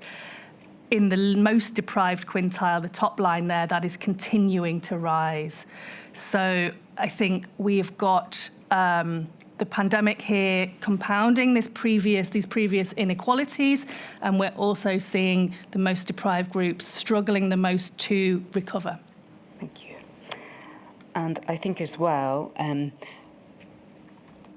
what you go on to say, which might be important in this regard as well, is that there's an attainment gap across all developmental concerns, but most pronounced in problem solving at 13 to 15 months, but also speech, language and communication at 27 to 30 months, and emotional and behavioural domain at 4 to 5 years. Yes. Yeah, so that's quite a spread of yes, the domains there across the age groups. And is there anything that we should take from that, or that you think is important about that? I think that primacy of speech and language at 2 is really concerning. As I said earlier, children need that solid grounding in language to be able to access the rest of the curriculum. We might see this, the emotional behavioural penalty playing out at school entry for a reason as well. I think at that stage in a child's development, actually quite a lot is demanded of them in terms of emotional regulation and behaviour as they've got to get to grips with school regimes. Okay, and that's probably an important point and links to the next topic, which is actually those very specific very specific assessments that are done then when children go to school. And I think it's slightly different across the UK, isn't it? But broadly speaking, those tests or those assessments are done at 4 and 5. Is that right? Yes, broadly the same. So I think, is it largely the same then at the end of what's reception year in England and the equivalents across the UK? That's right. So it'll be done in the year that the child turns 5. Now, can you help us then? Because obviously during 2020, many children wouldn't have been in reception, or they would have had their reception year interfered with if they'd started school in September 2019. Yeah. And maybe wouldn't have started at all. May have started in September 2020, but school may have been a bit disrupted at that point. Does that affect the data collection for this cohort? Yes, that's right. So those children who would have started school in September 2019, of course, they did their first 5 or 6 months, and then we had the first lockdown in March 2020. The following cohort, who would have started in September 2020, would have got to January 2021, and then we were locked down. So yes, lots of disruptions at a time when children should have been making friends, learning the rules, understanding how school works. I may have deviated from the question. No, don't worry. I think it's just important to establish the data maybe isn't just quite the same. But you did have data that you could work with in order to understand. Yeah, this brings us back, I guess, to your question earlier about data gaps. So this is another example of a data gap where EYFS data in England wasn't collected because the children largely weren't there. I think also the government recognised that the burden on teachers just in doing their regular jobs and everything else, their enhanced work that they had to do during that time, this was a case of taking this away from them.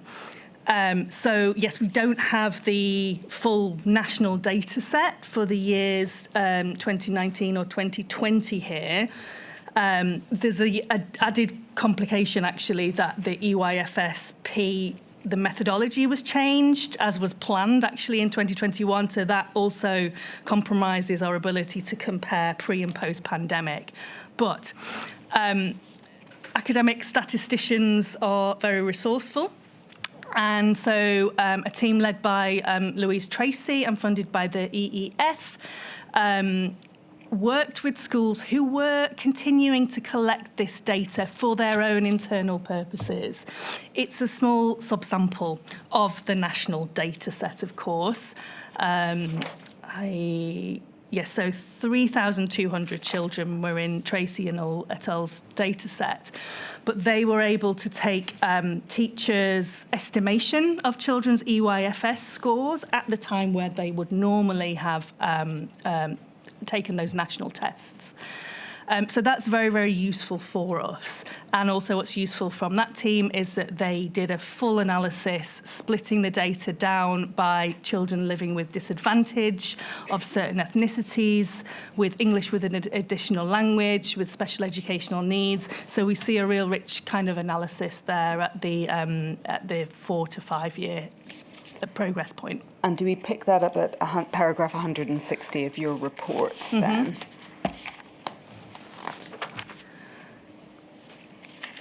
Yeah, so that report found that children who were reaching a good level of development, so again, this is kind of a little bit of terminology, so good level of development, or GLD, is children reaching their age expectations in the core domains of the curriculum. What this report found was that pre-pandemic, 72% of children were reaching GLD, but in 2021 that had dropped to 59% in this sample. All right, and just if we stay with the Tracy study, I think again we can pick it up at paragraph 163 as well. You set out that 76% of schools in that sample reported that children starting school in September needed more support, correct? That's right, yeah. The report uses rich quantitative data as well as qualitative data, so it included a survey of teachers and those working with children, and there were a lot of these concerns about development that complemented the quant data. All right, so that's dealing with an early point, as it were. I think we can.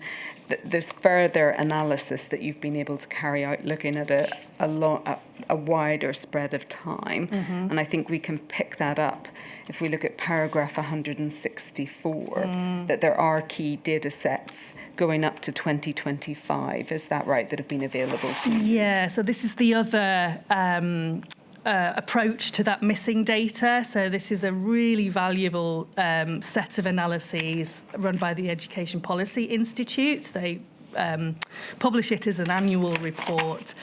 And I think part of their data, which is very compelling, is looking at the attainment gap. So that's the difference between different groups of children hitting their expected milestones here at 4 and 5 years of age.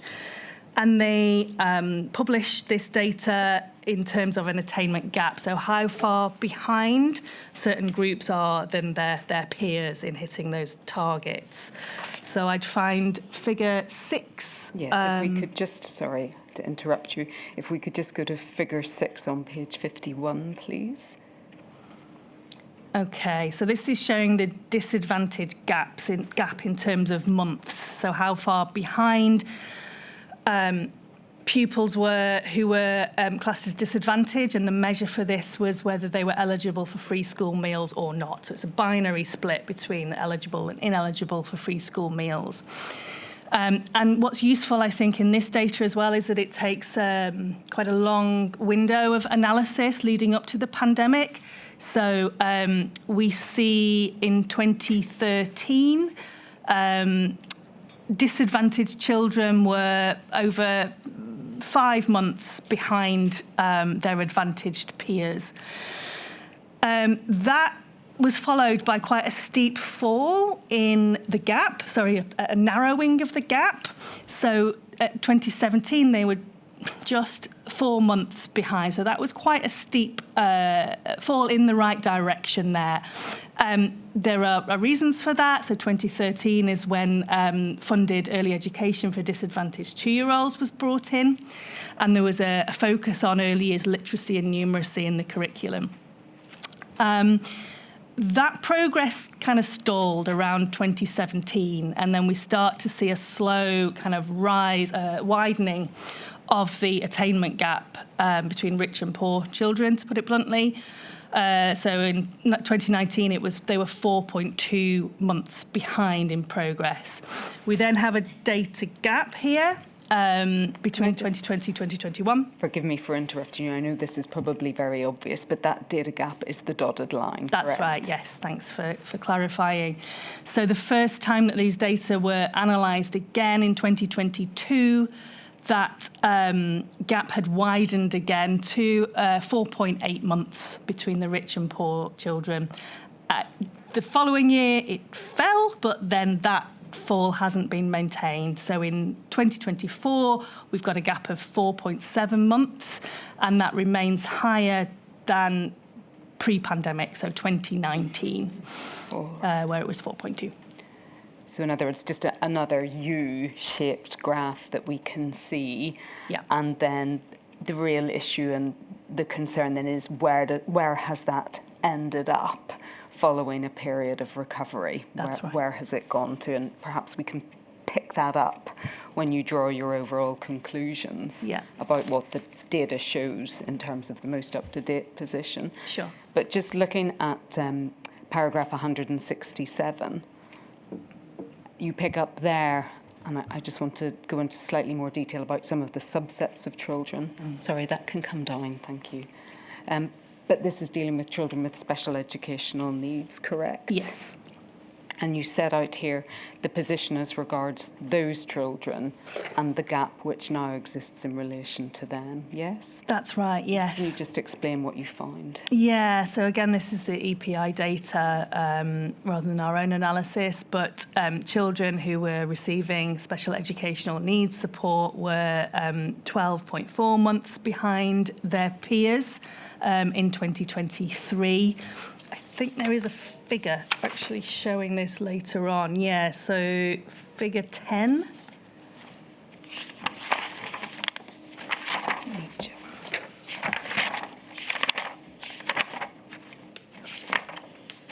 think that's page 59. If it's possible to show that. Thank you. So it's that bottom line that we're interested in. These are our early years kids. We can see after a period of stability, actually, in the gap between children with and without special educational needs, we're seeing a rise after the pandemic at age 5. That gap is still smaller than it is at older age points, so at key stage 2 and 4, but those stages are actually falling in terms of the gap, and our youngest children, that gap is widening. All right, I'll come back to some of the overall conclusions that you draw, but I think just going back to the point you've just made that might be important, do these gaps follow children and get wider then as they get older? Is that something we also need to bear in mind? Yes, absolutely. And I was thinking about this when you asked me a question earlier on about, where do the harms come between 2 and 5? I think, every period is important for different reasons, but as children age, there will be an accumulation of disadvantage and barriers and difficulties that kind of stack up. So there's a phrase that a colleague of mine uses, that risk factors hunt in packs. And so where you have a child who is living in disadvantage, they are more likely to also kind of intersect with having special educational needs or living in poverty, etc. So yes, those risk factors do stack up, and that's where we see the widening gap as children get older. Sorry, it's my fault. I'm sure I'm being slow. Dotted line means we don't have the data. Sure. We're looking at the pale blue line at the bottom. Yep. So how do we know it's widening? It's gone from 11.8 to 12.4, but we don't actually have the data. Right, so we don't know really what's happened in the interim, so we're just taking those 2 points that we do have data for, yeah. So we have to be clear, we have data for 2022, yeah, and that allows you to plot the line from 2019. That's what I hadn't got. Thank you. Yeah. Yeah, I'd written explain beside that because I wasn't sure either, so you've reminded me. The other important figure I think that you mentioned, just going back to paragraph 167, you've mentioned children with additional needs, but children who have an education, health and care plan are in a different position again. Is that correct? Yeah, that's right. So children with an EHCP, these are children with more complex needs, and this gives them legal entitlement to certain provisions for their development. So the gap there is, I can't spot it now, it's around 20 months. Yes, yeah, 20.1 months. Behind their peers, yeah. Thank you. And I think if we just move on again to paragraph 173, I think this is the same point that you've already made, but that development outcomes were lowest in the most deprived areas. Yes. That's right. And then if we move on to consider the position in Scotland, I think what you've said there, and we've got that at paragraph 175, and we've just touched on this briefly, I think, by reference to one of the figures we looked at before. But the concern there is in relation to the rise in one area of development being raised as a concern, correct? Yeah, that's right. And this is interesting relative to the 2-year-old data that we looked at from Scotland in the same way. Remember, that one had the blue line for speech and language elevated above most of the others. Here at 5, we see emotional and behavioural concerns spiking actually greater than speech, language and communication, but very, very similarly. So I think this might be a reflection of this kind of stacking up of difficulties as children age up. And again, to make the point that I made earlier, those domains that require rich interactions, speech and emotional and behavioural, that children weren't getting through early years education, are showing that elevated set of concerns later on. And that position in Scotland, are you able to say whether that is broadly similar throughout the UK, or that you, in your opinion, it's probably the same across the UK? Yeah, so I don't have the quant data, but certainly from the extensive survey data that we've pulled together through this report, we're finding that early years practitioners, parents, other professionals that will come into contact with children repeatedly point to speech and language and emotional and behavioural development as being particular areas of concern. So I would take still a data-informed conclusion to that, even though it's not in the numbers, but in the insights that these professionals are giving us, that it's likely to be very similar. All right. And again, that's probably something very important when considering the future and future pandemic planning, for example, that these are the vulnerabilities for children of this age. Indeed. Yes. Right. And I think just to finish off the data picture, you do know something about Wales in relation to this. This is at paragraph 178. And I think you set out there, again, that data wasn't collected in 2020 and 2021. Yeah. Yes. Yeah. And then in 2022, that was the same position. But I think you are able to say that more children were performing lower than their age expectations than before. Is that right? So most children, their expected age expectations are in outcome 2. And you can see across the different domains of development, apologies for all the acronyms, they are deciphered underneath in that table.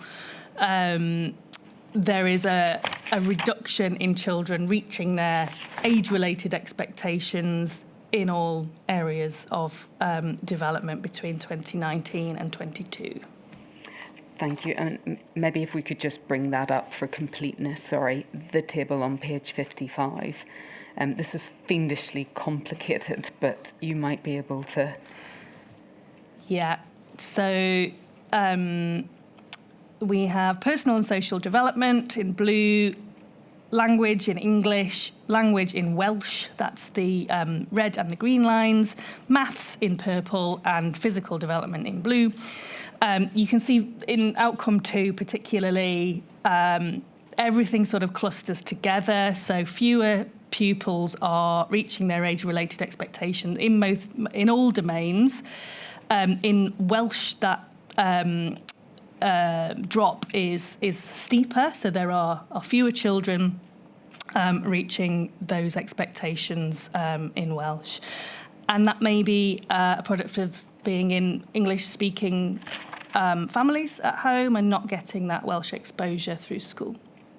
And then the patterns that we see for outcome 3+, the downward trends, those are the drops in attainment. Yeah, yeah. So what's causing those drops at outcome 2 are both a drop in outcome 3, but also the other side of that is an increase in outcome 1. So there are more children who are not reaching their age-related expectations as shown in that outcome 1 column. All right. And then finally, in respect of Northern Ireland, at paragraph 179, you say there isn't any data, but qualitative research or information available suggests that the position is probably the same. Is that accurate? Yes, so there were widespread concerns by parents, as I've reported here, on participation in online learning and then resultant concerns about development from parents. So I think we can move away from data now to a qualitative consideration, which is the concept of school readiness. And I think you've set out the definition of that at paragraph 180. I won't ask you to go to it. You've described it as the full range of developmental abilities that children need on starting school. In addition to more academic attainment measures, for example, counting to 10, it includes wider communication and socio-emotional abilities, such as responding to instructions and eating independently. Yeah. Is that right? That's right. So that's what we're talking about here when you set out the evidence on school readiness. And you deal with that from paragraph 183 onwards in your report. But I wanted to pick up, if I can, at paragraph 185. you're referring here to survey evidence that was carried out by the charity Kindred Squared, correct? Mm-hmm. And they have surveyed parents and teachers since 2020 to annually. try and ascertain school readiness. And could you just explain what you found at paragraph 185? Yeah, so this is 2023, so actually outside of our defined period, I think, for the inquiry, but it's, I think, a critical question to see how kids have been doing since then. So absolutely the impacts were still being felt. Parents felt that their children had missed out on nursery time, which would have helped with their school readiness. Teachers saying that children were unable to respond to basic instruction and cited the enduring impact of COVID. And what's interesting, I think, in the evolution of Kindred Squared's reports is that in those earlier reports during the pandemic, the data were kind of similar at first blush. So teachers and parents, put simply, were concerned about school readiness. When probed as to their reasons why, when we were closer to the defined period, those adults were pointing to things like parks being closed or, not being able to see extended family, for example. As we move away from those lockdowns and, life sort of as it was kind of began again, they cited that lack of school readiness as being due to broader systemic problems like access to early years services and then a sort of elevated levels of screen time, which didn't reduce. Yes, that's what I wanted to pick up on. I think this is the first time that screen time is then mentioned as something which is thought to be impacting on the ability of children to, or their readiness to go to school. And I think that's something that you pick up on later in your report, but perhaps I can ask you a bit about that now. I think this is probably an area of special interest to you, but is it your opinion that children's increased use of devices or screen time during the pandemic has had a longer-term impact on them? This is a really nuanced topic, and we need to be cautious of interpreting, the time that children spend on screen as having a direct causal link to these developmental data that we've been discussing. We really need to think about what children are doing on screens rather than demonising screens in general. Yes. So if children are on interactive apps with a parent or an adult over around 3 years of age, we can maybe see some good educational impacts of these kinds of apps. And parents also were clearly able to discriminate between what they saw as good screen time and bad screen time, so the latter being kind of passive YouTube or TV watching while the parents were doing something else. The data are really, really mixed on screen use. It's a live issue. But I think what I've concluded in my report, after looking at several meta-analyses, pre-pandemic largely, is that what screens are doing negatively is taking children away from other activities. So it's the opportunity costs that are brought about by increased screen use around socialising with friends, playing football, etc. It's not screens per se. I think in one part of your report you refer to recent evidence that points to some children in this age group being on screens for around 3 hours a day. Mm-hmm. Is that correct? Yeah. And is that really what you mean? If small children are on a screen for that period of time, what needs to be thought about is what they're not doing. Exactly, yes. Yeah. So the data is showing that children of this age group, remember these children are still quite little, their daily screen use was going up by between 30 and 60 minutes a day through the pandemic. All right, so just stepping back then from all of the data and all of the evidence in your report and just drawing out then what your main conclusions are as to the impact that the pandemic had on the development of children under 5. Can I just ask you then, what are the principal impacts, or what are the principal concerns that the inquiry needs to take away? So this is coming away from screen time. Yes, Yep. sorry. Sure. Yep. So we've seen from some of the statutory data, so these progress checks, that a larger proportion of children are not reaching their developmental milestones that we would expect at 2 and at 5. That is likely to be due to, a constellation of factors, but prominent ones will be their access to early education, rich environments provided by their parents that they weren't able to deliver due to pandemic-related stress, raised anxiety. I think we hear a lot about that in older children, but I do think around infant mental health as well. We're seeing children who are not able to self-regulate as well as before the pandemic, who are not able to sit on the carpet and listen to a story at school, for example. So it's those kind of cognitive concentration kind of skills that have also been harmed. And then in relation, I think, to the specific groups of children, as you've already said, some gaps that have opened up specifically in relation to children with additional needs, correct? That's right, yeah. And frustratingly, the pandemic brought about a reversal of previous progress in narrowing those gaps for certain age groups and certain measures. We were heading in the right direction, as shown from some of that Scottish data we discussed earlier.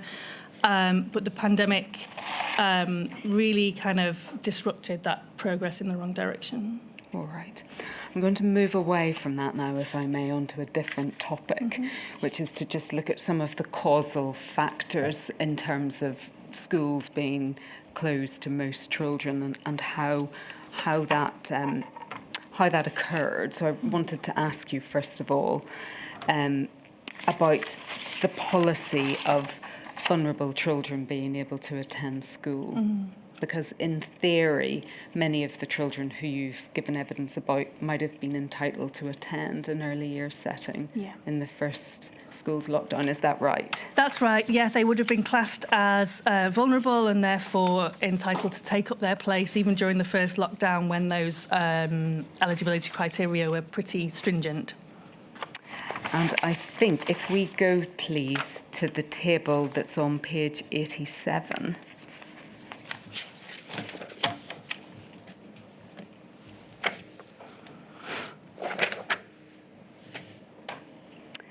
Thank you. These are the attendance figures for England at early years settings.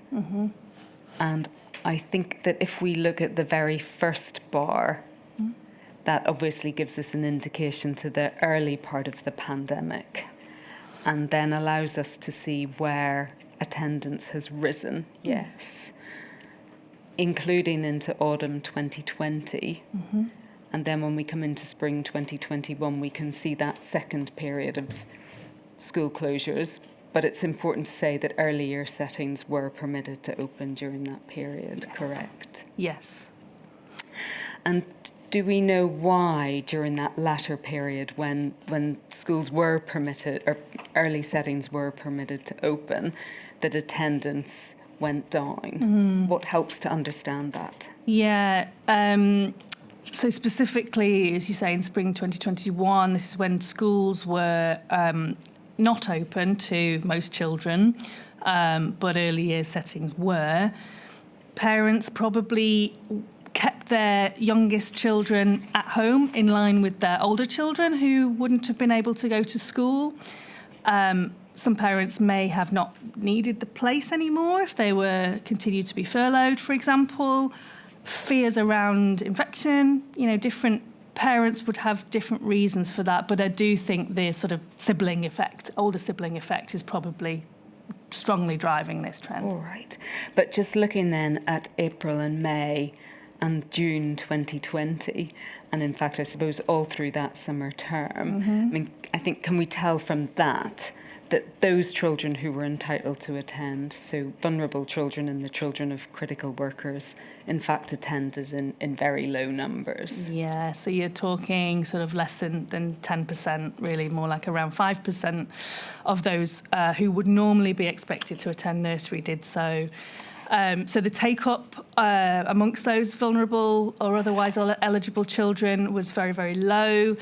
Again, a range of factors, but in many places it may have been that the places were not really available. So nursery, early education staff would have been going off sick or having to not go into work due to infection elsewhere in their family around that time. So nurseries were really struggling to keep the doors open around that time. So it may be that certain families wanted their children to attend, but the places weren't available due to nurseries opening and closing.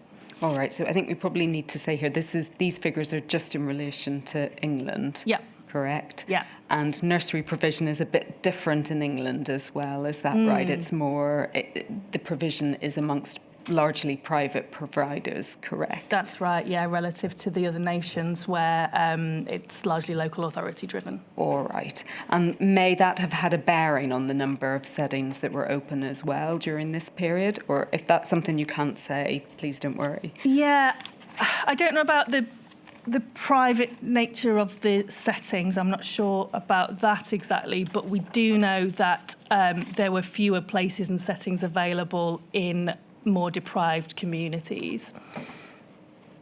Thank you. And I think it's also right, you've set out in your report at paragraph 150 that the data from Wales was similar to the data in England in terms of attendance. Yes, Yeah, that's right. And also a key difference, if we're looking across the United Kingdom, is that early year settings were closed during the second period of school closures in Scotland. Is that also correct? Yes, they were closed for longer, that's right.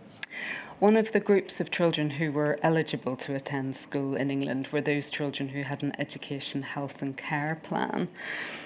You make a point in your report that may have been less relevant to children in early years settings because they don't tend to have those plans at such early a stage in their lives. Is that correct? That's right. And another point I think that you make as well, and I'm just looking at paragraph 363 of your report, that settings also had a discretion to allow children they deemed vulnerable to attend. Is that right? Yeah, that's right. So beyond the reasons set out for vulnerability, certain settings and local authorities would broaden the eligibility criteria for those children who they had concerns about or needed the provision that nurseries could provide for additional needs. So around children using Makaton or certain pictorial communication systems, those children may not have had an EHCP, but the nurseries largely accommodated them where they could. And we think about children with developmental disorders or neurodiversities in particular, who really rely on predictable routines. And, these days were extremely unpredictable, day to day, week to week. The transition of taking children into nursery was very different. Parents had to sort of stand back and not take them in. So they were, if we dig into the different types of additional needs, you're going to have different effects depending on what the children look like at that time. All right. I think what you said, 363, is that research with local authorities suggested that there was quite a lot of local variation. Yeah, is that right? That's right. So does that mean then that possibly different settings were interpreting that guidance in different ways? That's right, yes, which would have been, I think, quite confusing for professionals working in nurseries and also for families. I know in Leeds, for example, where I live, because of the skeleton staff at that time, the different settings amongst the local authority provision were So staff were kind of concentrated amongst fewer settings, which would mean that certain families would have to travel quite a long way to reach their nearest open setting, so may not have been able to get there. All right, so other barriers that might have impeded attendance as well. Yeah. And another point that you make is that, and this is at paragraph 364, that there was also confusing advice to families who were shielding about whether or not children should attend early year settings as well. Is that right? Yes, that's right. So again, potential inconsistency as well. Yes. Yes, and ultimately it was families felt, I think I say in the report, abandoned or alone or isolated in making those decisions in the absence of clear guidance. I think that word abandoned is a word that you used at paragraph 158 of your statement, because you were describing research about the families of children with special educational needs at that point in time. And in fact, I was going to ask you if you could develop that. Is that because so many of the services that might have been available to those families were disrupted? We're not just talking about school here. That's right, yes. So children who may have been waiting for an assessment or diagnosis, who needed access to speech and language therapists again, as I said earlier, even very early on in a child's life, the parents' access to postnatal support, either went away or looked very, very different. Health visiting appointments pivoted to online provision, which, when you're looking for breastfeeding support, for example, is really not ideal. So I think there was a huge range of different circumstances in which the families felt abandoned because of the disappearance or change amongst those services. I think the net result then may have been that during certainly the first stages of the pandemic, then vulnerable small children were at home, and including some of those children who may have been at most risk. Yep. Is that correct? Yes. And can I just ask you then, I think we're turning to the point we made at the outset. I mean, in your view, would those children have been exposed to additional risks during those periods of the pandemic? Yes, we know they were. There was an increase in serious incident notifications during that time. Children would have had more access to, would have been at risk of injury or poisoning or DIY incidents I was reading about as well, just from being at home and not fully supervised because parents were otherwise occupied. So, yeah, not having a greater risk within the home. And also added to that, as I mentioned earlier, the removal of common or typical referral pathways. So where a neighbour or an early years practitioner or an extended family member might raise a flag on concerns for a child, they were not able to see that. Those children were quite invisible. All right, so exposure to additional risks on the one hand and fewer services available to intervene on the other. Yes. And what about the visibility of these children as well? Is that an additional cause for concern? That's right, yes. I think often infants are less visible or less prominent in social policy, but certainly during the pandemic, when their usual contacts just weren't happening, the stay and play, the music groups, the walks in the park, they were just at home and therefore not visible to others and services. All right, I'm going to come to those services in a second, but just picking up your report at paragraph 285, you refer to a report that was commissioned by the First 1,000 Day reports. The First 1,000 Days movement, yes. 285. And I think that set out, didn't it, some of the factors that might increase children of this age's exposure to harm in the home. Yes. Yes. So those were, I'm just looking at each of the findings, an exposure to traumatic experience. Yes.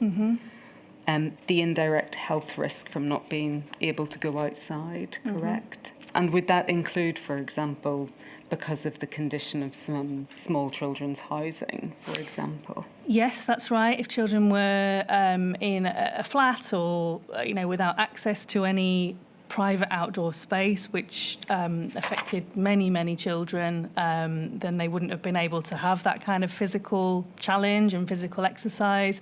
Just going back to factor A in the list you started to read out there, so that increased likelihood of exposure to domestic violence within the home, everybody was in all the time. Alcoholism, other forms of addiction within the home, that child would have been around observing in a way that they might not have been if they were at nursery or at school. And then, just coming to D then, risk of increased parental stress, which I think is probably what that might relate to, and less responsive parenting, yes. Yes. And that's one of the things you touched on at the start of your evidence. Yeah. And then the increase, it says here as well, to hunger and material deprivation as well, yes. Yes, that's right, yeah. So, in any case, younger children are more likely to be in families experiencing poverty, and specifically during the pandemic, before any kind of help came with delivering shopping or food vouchers. That took a little while, I think, to mobilise. Then those children would have missed out there. If we think about children with lone parents who just couldn't go out to the supermarket and leave their child, there was a real struggle to get those material needs very early on in the pandemic, and it's something that early years staff actually scrambled to provide, along with other community support groups, faith groups, for example, who provided those kind of food drop-offs early on, but it was not a very sort of sustainable or reliable system. All right. And I think this is in the context, again, something you touched on at the start of your evidence, certainly in England, of reduced health visitor capacity as well. Is that correct? Yes. And I think we can pick that up in your report from paragraph 342 onwards, correct?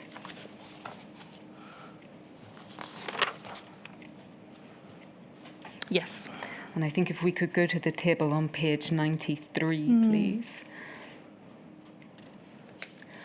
I think this is a helpful indication, isn't it, of how health visiting changed or didn't change around different parts of the UK, yes? Yeah, so quite a stark difference here. Well, let's take it by nation. So England and Northern Ireland particularly saw a drop pre and during the pandemic.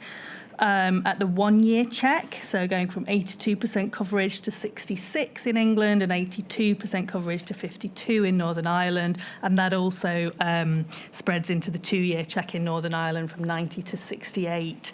The other nations are doing okay at maintaining those health visitor visits or appointments, but yeah, we specifically see that reduction at the 12-month check. Yes, thank you, that can come down. So we see a reduction in actual contact then in England and Northern Ireland. Yeah. And I think, but what changes, I think, throughout the United Kingdom, from what you say at paragraph 344, is the parents having face-to-face contact with a health visitor. Yeah. So is that the really significant change then that affects almost everyone? Yeah, there are some compounding factors here. So we mentioned earlier, health visiting was reduced in number in England in the years up to the pandemic. Then some health visitors were redeployed into frontline services, reducing the capacity for these kind of home visits or checks. And then the bulk of their caseload, their rather enormous caseload, I should say as well, pivoted to online.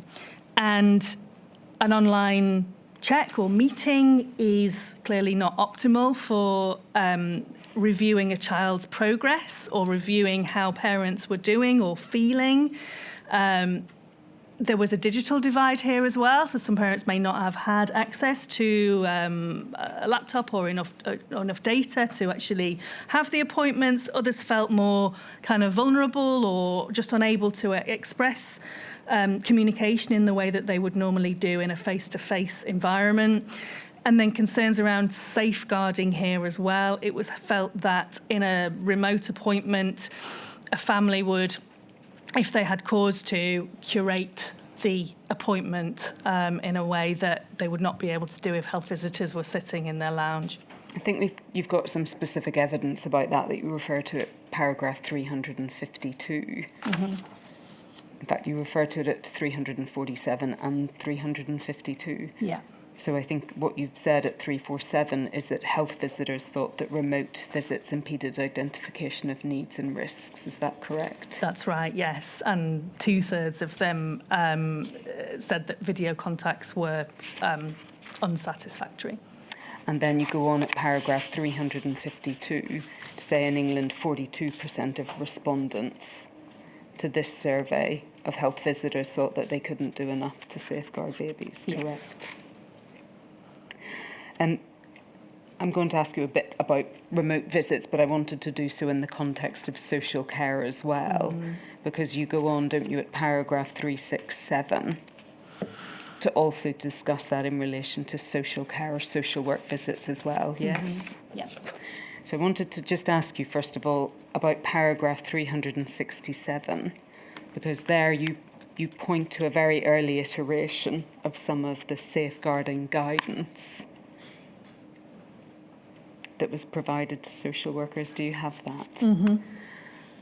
And you said that this was a source of, or this was found to be particularly difficult, yes? Yes, that's right.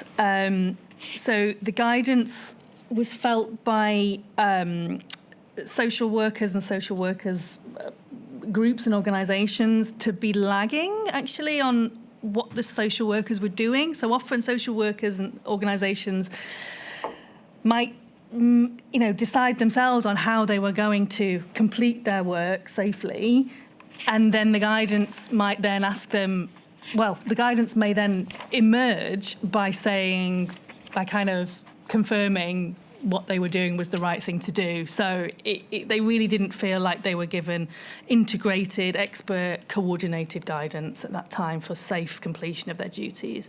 And was the issue about this guidance that it was saying, on the one hand, we know you'll want to meet your statutory duties, but you might not be able to. Yeah. And that is the problem, that was just felt not to be terribly helpful or adequate. No. Yeah. No, it I guess comes across as a sort of reflection of reality, but yes, stops short of giving any instruction. All right. And then just going on to paragraph 369, and that's where you refer to some social work being done remotely during the pandemic, correct? Yeah. And I think you make the point that there isn't a data source that allows us to say this is the percentage of visits that were done remotely. Is that right? That's right. But what you do go on to say is that research with social workers demonstrated that there was concern on their part about their ability to assess the needs of children in the context of a remote visit. Is that right? Yeah, that's right. And I just wanted to ask you about this, particularly in respect of babies and very small children, whether or not that is a very specific challenge in relation to them, trying to see how they're doing online as maybe even children who are slightly older and able to speak. This is a little bit outside of my area. In particular, your question on anything specific to babies. I think more generally they talk about the lack of being able to pick up on non-verbal cues or to see who else is in the house. I suppose not being there in person, being able to feel the temperature of the room or the physical condition of the room. Babies are more vulnerable to those kinds of changes. Yeah, as I say, it's a little bit outside my area. I won't ask you any more about it because we will hear from others who might be able to speak to that in a bit more detail. But just to conclude this part of your evidence, I think you go on to point, and this is if we start with paragraph 380, that the demand for statutory interventions, and this is not the position in Scotland, but certainly in terms of the rest of the United Kingdom, that has been increasing since the pandemic. Is that right? Yeah, that's right. So these charts run from 2020 to last year, and we see an increase in statutory interventions in the 3 other nations. So that's both rates of children with a protection plan and those who are taken into care. And I think you've said that that's not the position in Scotland, so the trends are different in Scotland. But I think going back to your evidence at the start, is the starting point higher in Scotland and coming down? Certainly for rates of children looked after, across both statutory interventions, yes, you're right. And I think if I can just explore this with you as regards your opinion as to why that might have happened, is your evidence that that's because of an interplay of factors, and it's not necessarily the pandemic of itself that has led to this increase? That's right. That's right. So looking into this data and some of the qualitative data behind it, people with insight into this would cite that kind of restriction about the kind of more informal or low threshold or earlier interventions that might have prevented these later statutory interventions later on. I want to come then to the final point, if I may, to ask you, first of all, about what you think could be done differently in any future pandemic to protect the youngest of children in our society. I mean, as with so many of these questions, it's about balance, isn't it? But I would strongly recommend that children be taken into consideration when we talk about harms of COVID-19 or any future pandemic. It is not just the number of cases, it is not just the infection rate, it's all of the harms and the risks that we've talked about in our session today around children's development and children's welfare. And I would love to see some good data tracking, not just of cases of infection, but regular updates on how many appointments were being upheld, how many serious incident notifications have happened, on as regular a basis as possible, and to really kind of monitor both of those indices of the pandemic as we go along to calibrate interventions. So if we have a spike in welfare risks to children, we may need to tighten or loosen certain infection control measures. I would like to see rapid impact evaluations of interventions that are done during the pandemic. Has this worked? Where is the infection? If extra parenting support is provided or early education is able to open up with adequate physical protections for workers, do we then see an impact on both infection and on children's well-being and welfare statistics?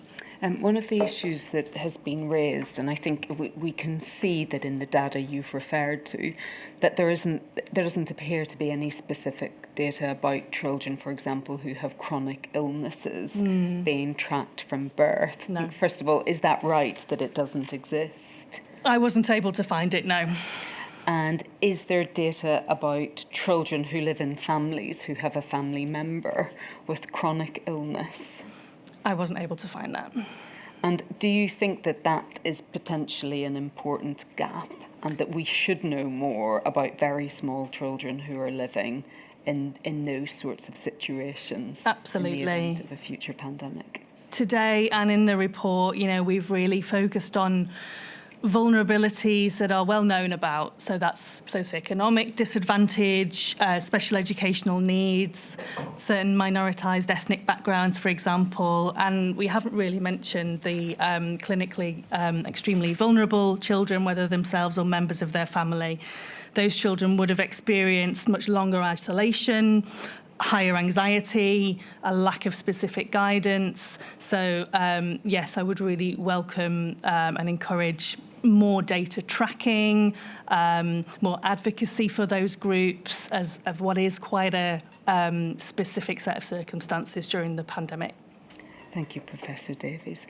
And can I just ask you as well, in terms of decision making in any future pandemic or national emergency, do you think that better account needs to be taken of the fact that any sort of intervention that interrupts the lives of very small children might have a very long tail indeed and might need to be factored in, as it were, to the risks or the potential consequences of implementing those sorts of measures? Yeah, I mean, based on the evidence that we've amassed for this exercise and this inquiry, it's my view that children's services should have remained accessible as an essential service because of the extreme vulnerabilities that we've talked about and because of that long shadow and that unequal shadow in the years following the pandemic. If we look at year 6 SATs now, so those children who were very, very young during the pandemic, those figures have not recovered, even at a national averaged rate. So we can expect the drastic changes and those restrictions and deficits that children experienced in their earliest years to continue to have negative impacts as they age. All right, and that's something that needs to be taken into account in the future, that these very long-term consequences might follow. Absolutely, absolutely. And I understand that it is a balance of risk, but I think providing in terms of the messaging, stop me if this is not my job, but in terms of the messaging, I would have really welcomed messaging around what these services provide or can provide for your children, what safeguards could be put in place around ventilation, for example, in early years education, and if parents still feel that their child would be safer at home, then the flexibility is up to them. But I think more information about advantages and mitigations would change things, would make things better for children. Thank you, Professor Davies. I think if you'd like to remain there, I think there are some more questions for you. Thank you. Thank you, Mr. Dobbin. Mr. Broach. Mr. Broach is behind you. If you can make sure you keep your voice going to the microphone. Yep, thanks. Thank you, my lady. Good afternoon, Professor. In your report at paragraphs 432 to 452, you make a number of general recommendations, including on the need for a long-term cross-governmental national strategy for children and for long-term investment with ring-fence funding to support child development. In what ways would implementing those recommendations assist in ensuring the government's response to future pandemics better respects children's rights? Thank you for asking that question. Indeed, I do appeal for a properly funded national strategy. We know that multi-agency integrated services work best for children, drawing across welfare, education, health, and to have those services linked up through data and through good communication between those agencies would would prevent those most vulnerable children falling through the gaps, would be best for all children, but certainly would allow those children who stand to gain the most to access the services that can really target their vulnerabilities. Thank you very much. Thank you, my lady. Thank you, Mr. Broach. Mr. Wagner, who's that way? Good afternoon. I'm at the end just to give you the good news. My name's Adam Wagner and I act for Clinically Vulnerable Families, which, as you can probably guess, represents the interests of clinically vulnerable, clinically extremely vulnerable and immunocompromised children and families. One of the very final points you made was about encouraging more data tracking and more advocacy for clinically vulnerable children, and that's music to my clients' ears, so thank you for that. I just want to ask you about paragraph 4, 5, 6 of your report. And I'll let you get there, but you were actually just mentioned it at the very end of your oral evidence, and it relates to the point you make about there should be clearer guidance for parents on how to decide if it's safe to send a child to a setting and how to balance the health risk of infection with the risk of developmental impacts when children miss early education. And then in that passage of oral evidence that you just gave at the very end, you expanded on that and said you would have appreciated seeing more information on, for example, mitigations that might be put around ventilation and other measures that would allow parents to make those choices. And just to expand on that, would it also be reasonable to twin that with a recommendation to encourage education settings to put in more of those safety measures so that it would be not just about the balancing from the parent's perspective, but also a responsibility from the the educational settings perspective? Are you talking about in non-pandemic times here? Well, for clinically vulnerable children, it matters not whether there's an epidemic or a pandemic, because they're still going to be very vulnerable to a pathogen that's circulating, whether it's norovirus or COVID or whatever in that child setting. So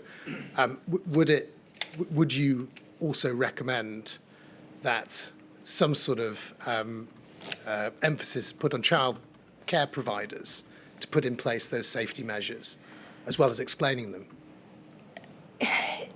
This question should be more straightforward, and I hesitate just because of the funding challenges that education providers are facing already.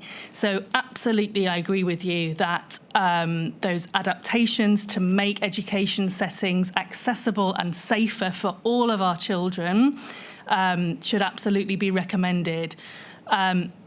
That sounds great, but in order to do that, it's got to be properly funded and sustainable. So yes, with the caveat that the government funding is sufficient to allow them to do that. Okay. May I ask just one very brief follow-up question? And I'm guessing that's a yes. It is. Thank you. I mean, would it also be fair to say that some of the measures that could be put in place might not cost very much at all, just going outside more, for example?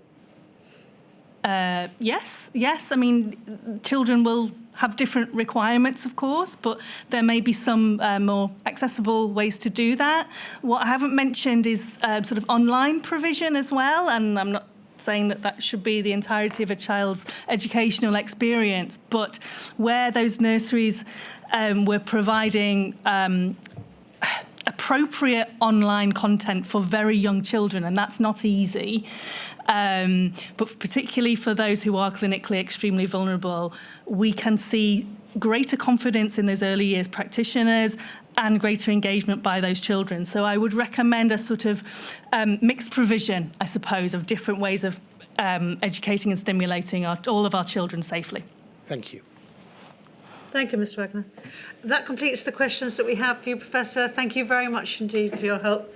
As you can see, you certainly engaged me, and you could see you engaged Ms. Dobbin quite considerably. So thank you very much for what you've done, and please thank your colleagues for their help in preparing your report. I will. Thank you for the opportunity, my lady. Thank you. 10 o'clock tomorrow, please. All rise.